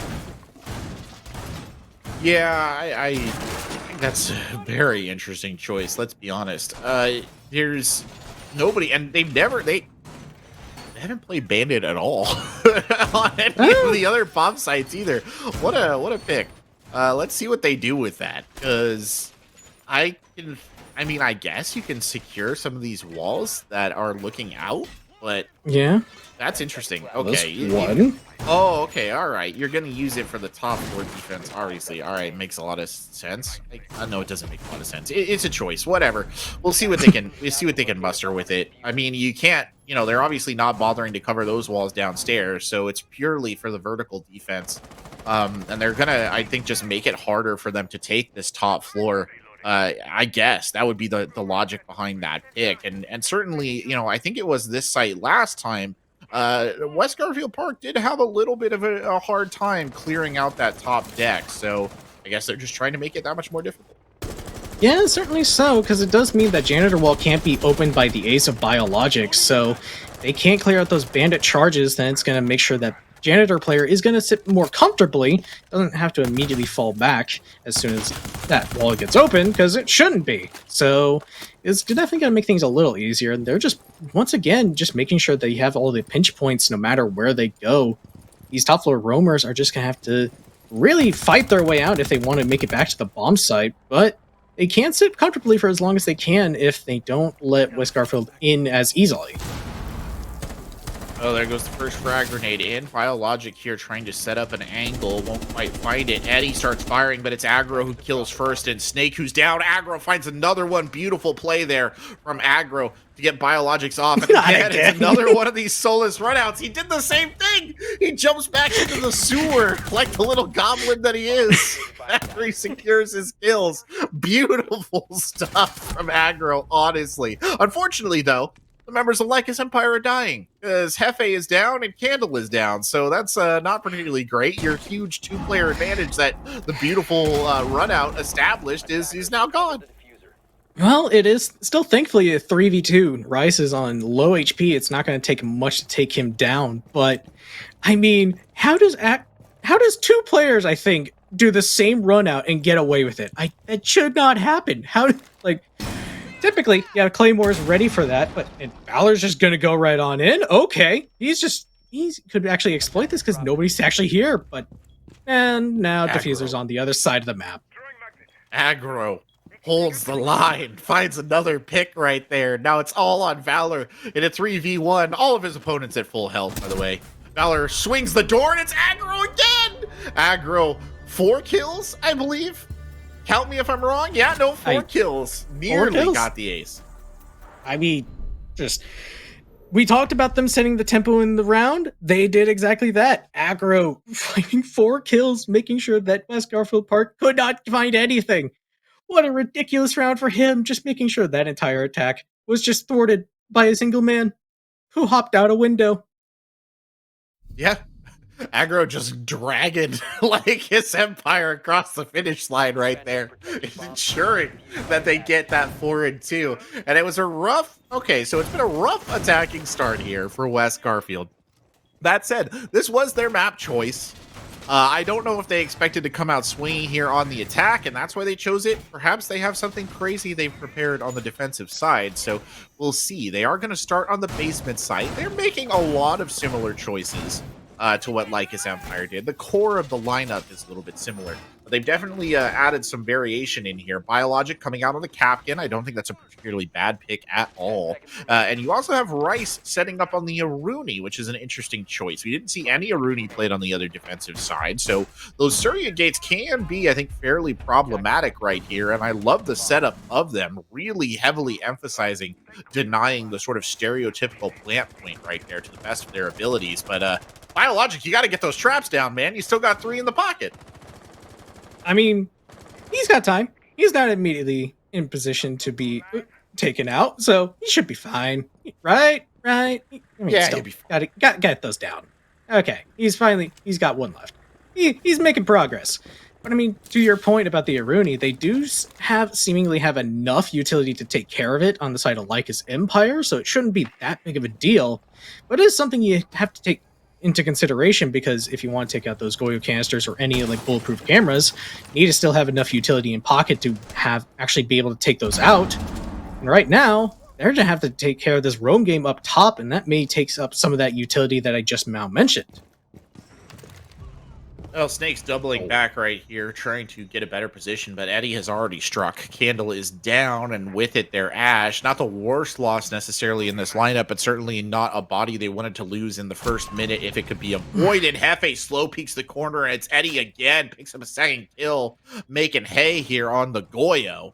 And a 3v5 attacking the basement is bad in any scenario. Ranked, unranked, quick play, whatever you want to call it, but even worse here in organized play, where the defenders are definitely going to do their best to section off this extremely small team of attackers and just kind of eat them alive. Brios is trying to drop down in, maybe catch a roamer out of position. I think they have effectively secured the second floor, but they've still got plenty of bodies here to check. And Aggro, I don't think knows that Biologic is here necessarily, is just playing cautiously. And Yeah, they seem to be a little paranoid that someone is still up here, but I mean, yeah, he's just kind of pre-firing everything. He doesn't actually pre-fire the one position that he should have checked. And now it's a 2v5. Everything that could have gone wrong has gone wrong. And this entire attack has basically been thwarted almost immediately, and there's nothing much more that Lycus Empire can do. They can just open up these hatches, maybe use their nades. That's really it. They just have to send it in and hopefully find some success. well, they've got 40 seconds to make something happen. There's only 2 of them left. Can they do it? Brios here stepping up to the plate. And the Goyo canister, the Volcon goes. Good little frag grenade in there. Cryptix does actually pick up a kill. Brios can't confirm the headshot, though, as they drop in. Swings again. It's Eddie with the triple. And that just leaves Cryptix here with no real tools. Gets 1 kill with the bearing. All right, credit where credit is due. Drops again into the elevator. Looking around. And, oh, that's a lot of targets. Snake will finish it off, and that is the end there for the first Lycus Empire attack, and a little bit lackluster. And it just seemed that Lycus was just kind of separating themselves out a lot throughout that round. We saw a lot of times can you just mention them being in single gunfights that were essentially 50-50, Candle being the first one, Ozone being the next one, and then just from there they just got picked off one by one, not really making it to where that trade game was a possibility. So unfortunately, just it was very easy for West Garfield to just find those kills, move their way back to the bomb site, and then just kind of just play it passively because it made it very easy for them to do so. So just those crossfires just made it so easy because Lycus Empire played it so individualistically that really not much more they could have done other than just try to send it in. Only found 1 kill for it. So, I mean, just not exactly the same tempo of pace that they wanted to establish that we saw in their defenses. We are going to see them go over to open for a moment. This is going to be the next bomb site. Not choosing to go to the upstairs office area, so you're going to actually see Snake being a big lurker. I would imagine that he's going to use that Solace to great effect to just kind of dissuade this entire drone game to try to clear out those roamers. That kind of has been Snake's thing, right? His modus operandi, or at least actually not really applicable to Snake, applicable to whoever's playing Solus. Has kind of been like just a sneaky little snake jumping in and out and finding kills and just keeping everybody guessing. It's one of the reasons probably why she gets banned a fair amount. She's so good at doing that. But this is the situation that they're in here on the side of Lycus Empire, and I gotta be honest, Hefe's got to be careful that nobody does his little like sewer trick or the little sword trick on him up there. I think it was Aggro who was doing those runouts, but gotta be a little bit careful about it as you kind of watch them gather information here about the defense and try and strategically pick how they're gonna go about taking this apart. Right, this is kind of like feels like a planning stage basically. Yeah, it certainly would seem that way. Candle is just going to be the one player over towards Square. We see 2 players on the windows themselves trying to take care of Eddie. He is kind of just stuck all on his own over towards Trump. They do know exactly where he's at, and they were going to try to send in some nades to try to take care of him. But Brios ends up getting blinded by his own teammate, and it goes in the way of Eddie, just using that to great effect. And oh my god. Cryptix does find one kill, but it's already a 3v2. Unfortunately for the rest of his team, does equalize it. Ooh!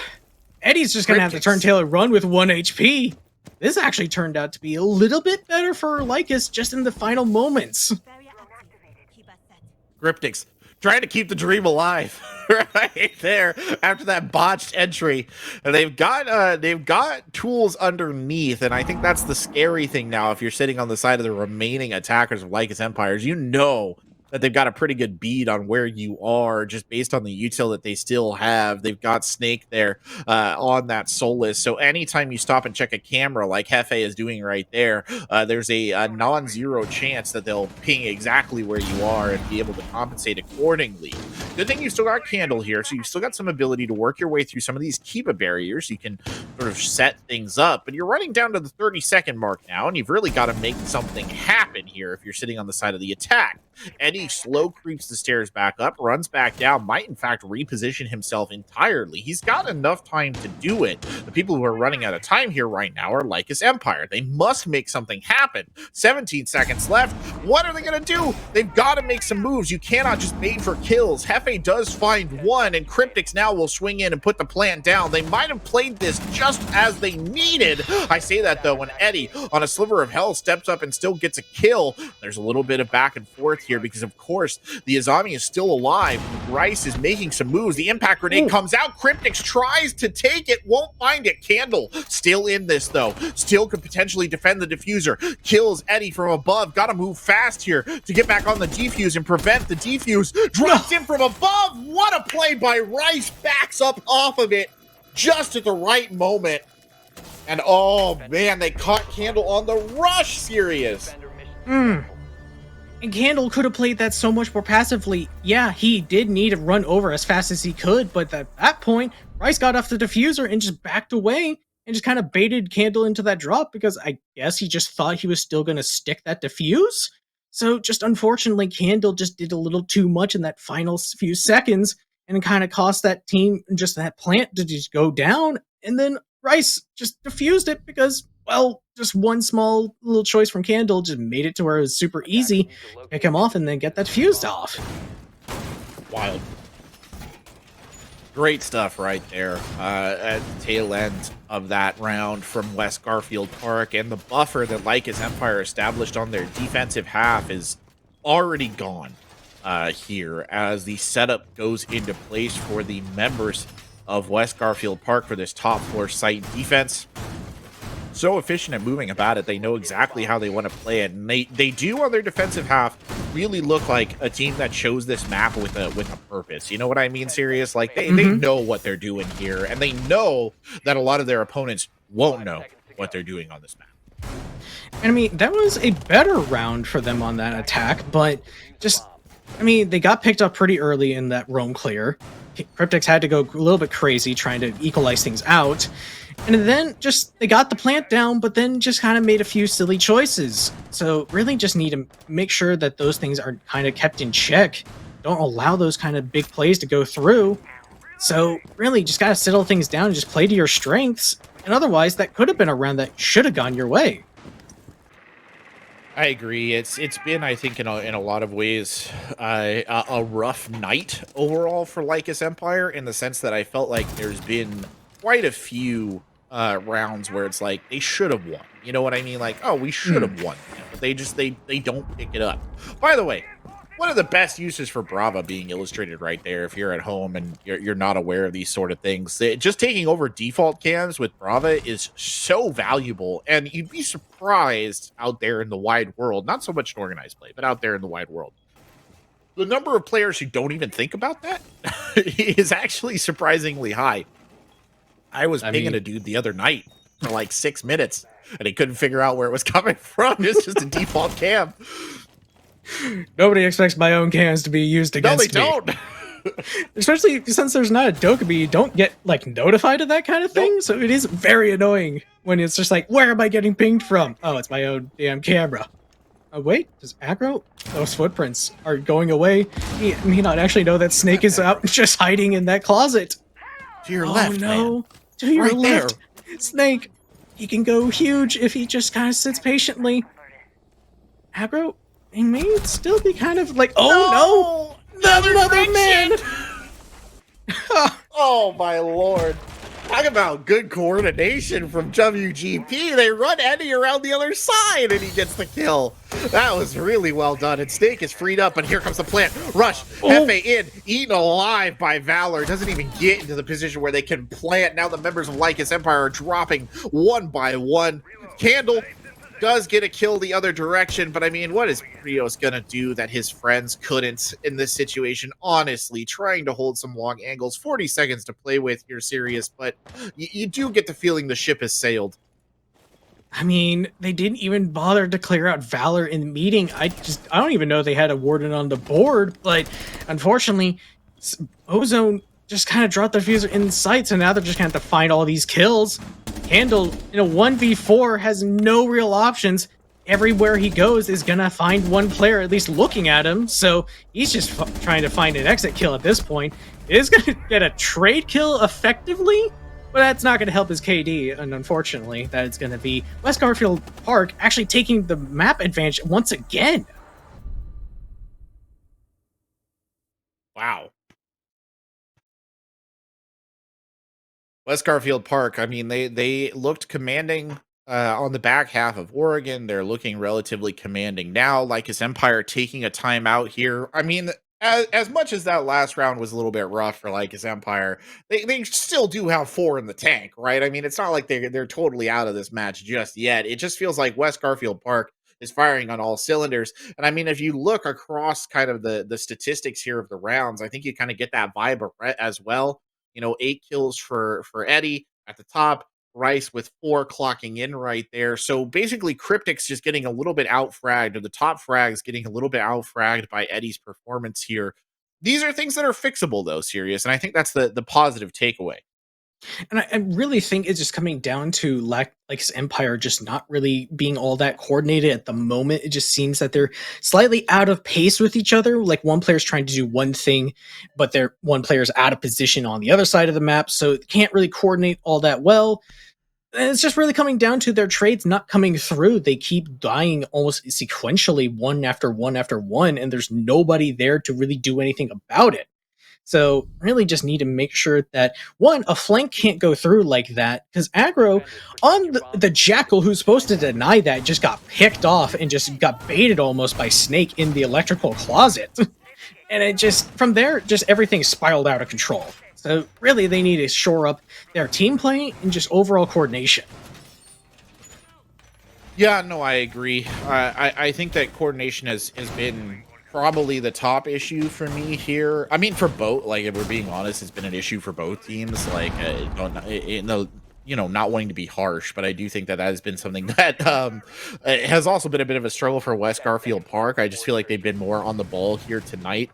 I think Lycus Empire, they just haven't really ever looked comfortable. Like, I just don't think they've ever looked comfortable on any of the sites that we've seen, right? Like, thinking back across Oregon, they did not look particularly comfortable, and I don't think that they looked particularly comfortable here maybe once or twice on Bank, but even some of their best wins on these Bank rounds were kind of, scary big plays by aggro or whoever, not necessarily because a really coordinated defense sort of, gobbled what WGP up.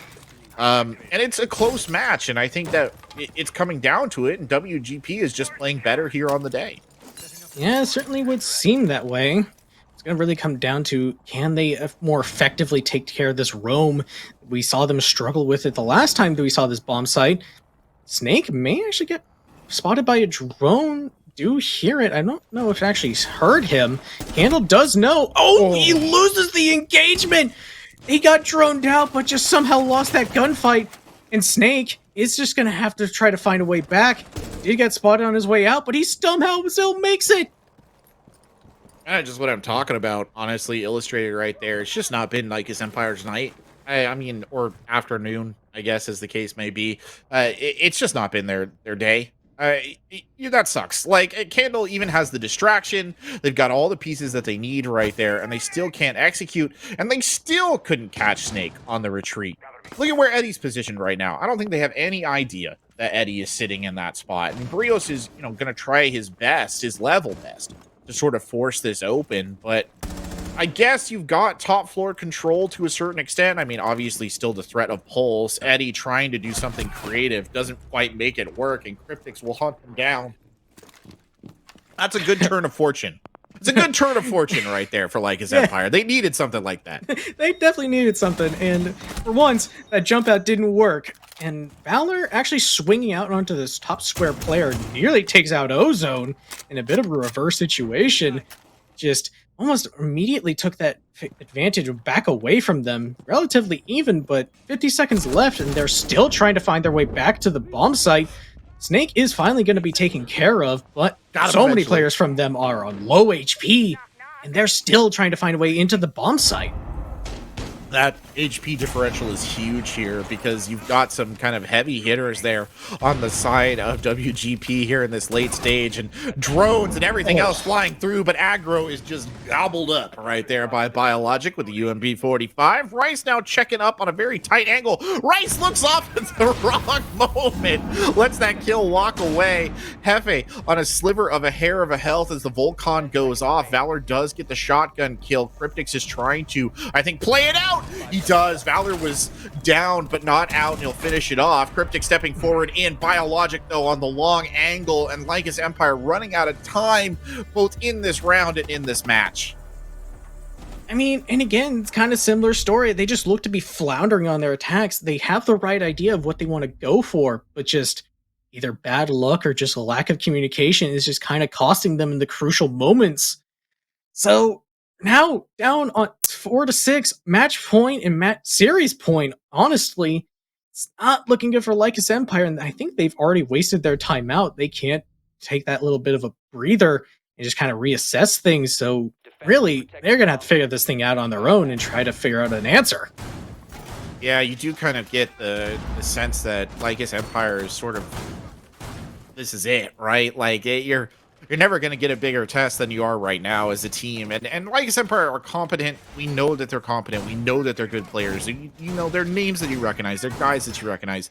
They just have to find some answer here. And I don't know what that is necessarily. It's only going to take 2 good rounds, right? And you can put this into overtime, and you can keep this going. You just got to muster 2 good attacking rounds at the end of the day. One of them on a tertiary site, what is theoretically a tertiary site, maybe the secondary site here on Bank. You can do this. This is well within your wheelhouse. It's just, can they muster it here and now in this moment?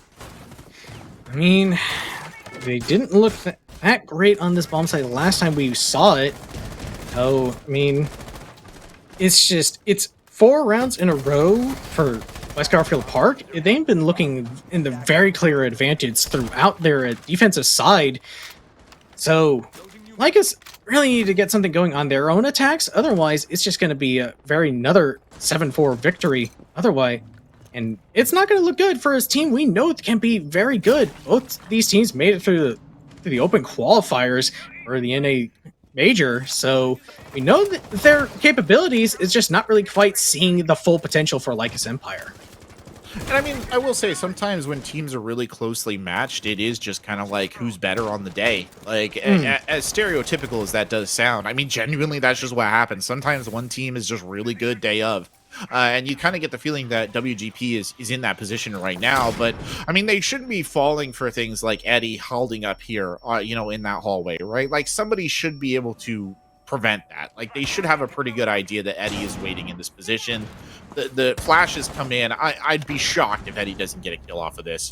Instead, though, it's Valor who picks up the early kill. Brio's down on a absolutely crucial round, and Eddie is still just sitting right there, happy as a clam.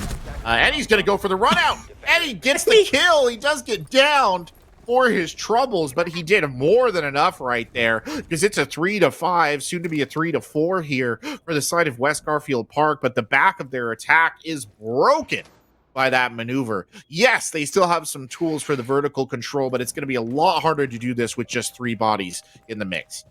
I mean, and aggro only has one Selma charge left. I'm not sure they have enough utility to open up that triple wall. They are just going to finish off Eddie. Aggro had to waste a lot of time actually rotating to pick up that diffuser, so it's going to waste a little bit more time for something that he may have wanted to go for. Cryptix is just going to try to open up as much as he can. Same with Handle. But really, what options did they have to go for? Because they're going to watch that hatch drop as like a hawk, and that triple wall is going to remain pretty much closed. There's no real clear way in. Yeah, there isn't a clear way, and they've still got Snake playing way off site here as well to just add another layer of complication to this entire mixture. That potential callback. It's not like they can really be 100% capable of clearing out any defenders. 20 seconds left on the clock. Aggro's still on the second floor. Aggro's moving towards that hatch drop, and I think that's gonna be bonkers if that's where aggro has to go in. Cryptix and aggro both dead. Here's the end of the road for Lycus Empire. Candle, the only one left alive, gets 4 seconds of the round. Biologic to finish it off, and a solid win right there for West Garfield Park. I mean, they definitely did struggle on their attacks, but they definitely cleaned things up on the defenses. Really made sure that they showed exactly why I think they picked this map, because they looked so comfortable and just really picked apart all of Lycus Empire's defenses, attacks. Sorry, and it's just not really much else that they could have done. I think the map choice was huge right there for them. I think that was really well called by WGP. And, WGP, they've not been super outstanding. They've had a couple of rough patches here in this SFCL run, but really well played tonight. They were definitely the more confident team. They were definitely the team that felt better on the day. And, my heart breaks a little bit for Lycus Empire because I know those guys are good players, but they just could not get anything going against WGP, constantly being second guessed, constantly being predicted, and just constantly being shut down, especially on the attack. You just never felt like Lycus Empire had the footing. No, not at all. I mean, they looked great on their defense. That was really the only rounds they won. Otherwise, they got completely swept on their attack side of the map.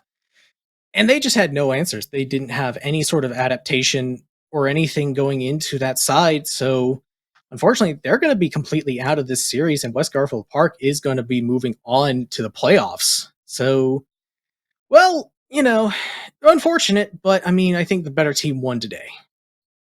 Yeah, I think the better team did win here overall. I mean, I feel like West Garfield Park still got a long road to walk here if they want to be, in the kind of top end of this. They are still, I think, what, the 10th ranked overall team in the standings, just based on how things have gone.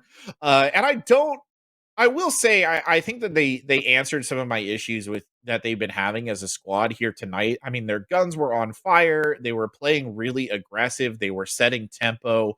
And they made the right calls. I mean, they did play a little slow, I think, on Oregon, but on Bank they felt a lot swifter in the ways that they were trying their attacks. They felt very good in that aggressive defensive spot. I just do worry a little bit for them, though, in the sense that Sirius, you're not always going to get the big map advantage, right? Like you're not always going to be able to have Bank in the pool or whatever. And then what do you do if you're hitting a more talented opponent than Lycus Empire? And those are certainly the teams that exist in the top of the playoff bracket. I mean, yeah, they definitely do still have a lot of answers that they need, or questions that they need to answer.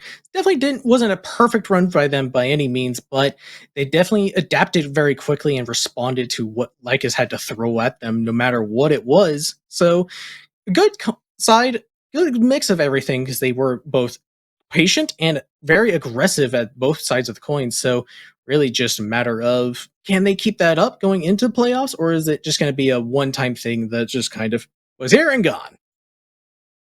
Oh, very much so. And it's definitely something where you got to wonder. Lycus Empire in there, you and I both did the look up right there. Whoa! Oh, Cameras. Hello. This is us, by the way. Yeah, you get the feeling that if you're sitting on the side of Lycus Empire, right, like this has been a valuable run for you in the sense that you have been actually able to play some pretty high level opponents, right? You played Aerial Rise, you played Six Karma, you got Outlast in there, you hit West Garfield Park. And that's good from a research perspective and from a growth perspective. I think that's all been really beneficial for them as a team. And I do wonder when we come down to a playoff scenario, we're looking at a team like West Garfield Park in the playoffs. Is that kind of lack of strength of schedule going to be something that's going to come back to haunt them, right? Because realistically, looking at their schedule, I want to say like this is one of the hardest teams they've had to play theoretically, right? Is Lycus Empire. They have not done the aerial rise. They have not done the six karma. They will have to do that when they get to playoffs, whether they like it or not.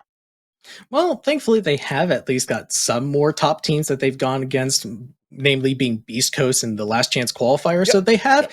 faced some people, so that's a little bit more experience going into those kinds of things. But is it going to be enough? Because Aerial Rise and Six Karma, like you just mentioned, look very good so far. So if they get matched up against them, it's going to be a matter of just, hmm, can you adapt quickly? Because most teams look so dominant.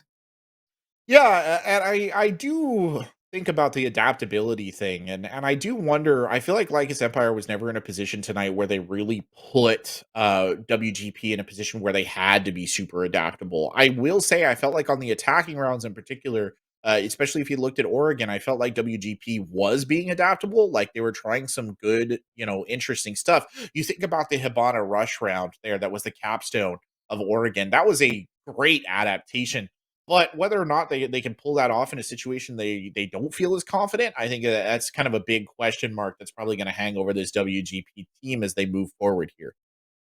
Yeah, I mean, it certainly their aggression did come back to kind of cost them at least the first couple of rounds on bank so far, because we saw them get overly Yes. antsy and just try to force the advantage and didn't really quite work out. They did manage to pull out that round, but aggression isn't always the answer, and clearly they have to kind of figure things out, a good balance between the mixture of patience and aggression. So Mhm. clearly that is, would say, going into playoffs, that is one of their question points that I would have for them. But I mean, to see them go into playoffs, I don't think there is a better deserving teams. It's just kind of, unfortunately, Lycus Empire didn't have that favor this time, but we did get a good team to go in their place. Yeah. Oh, 100%. Like, I think and I hope that West Garfield Park will continue to put up some exciting performances. I do think that they have some explosive talent on their team. They showed some great, fun plays, fun potential here. And those are things that I think that they're going to pop out with in those playoff brackets. And so something to be said too about a team that kind of fights their way in. They do have a lot to fight for, and perhaps their opponents won't be quite as expectant of them to make kind of some big plays, and that in and of itself I think can always disadvantage a team to a certain extent right there. Well, I mean, that is always a possibility. You just kind of pull out those some out of pocket plays that nobody's really expecting. I mean, I wouldn't say we saw anything too crazy out of West Garfield Park, but I mean, knowing that the option is there is going to be certainly a good thing to have in their back pocket. So, unfortunately, no interview at the moment. So, we are going to send it to a quick break before we get into our next matchup. Don't go anywhere. We'll be right back.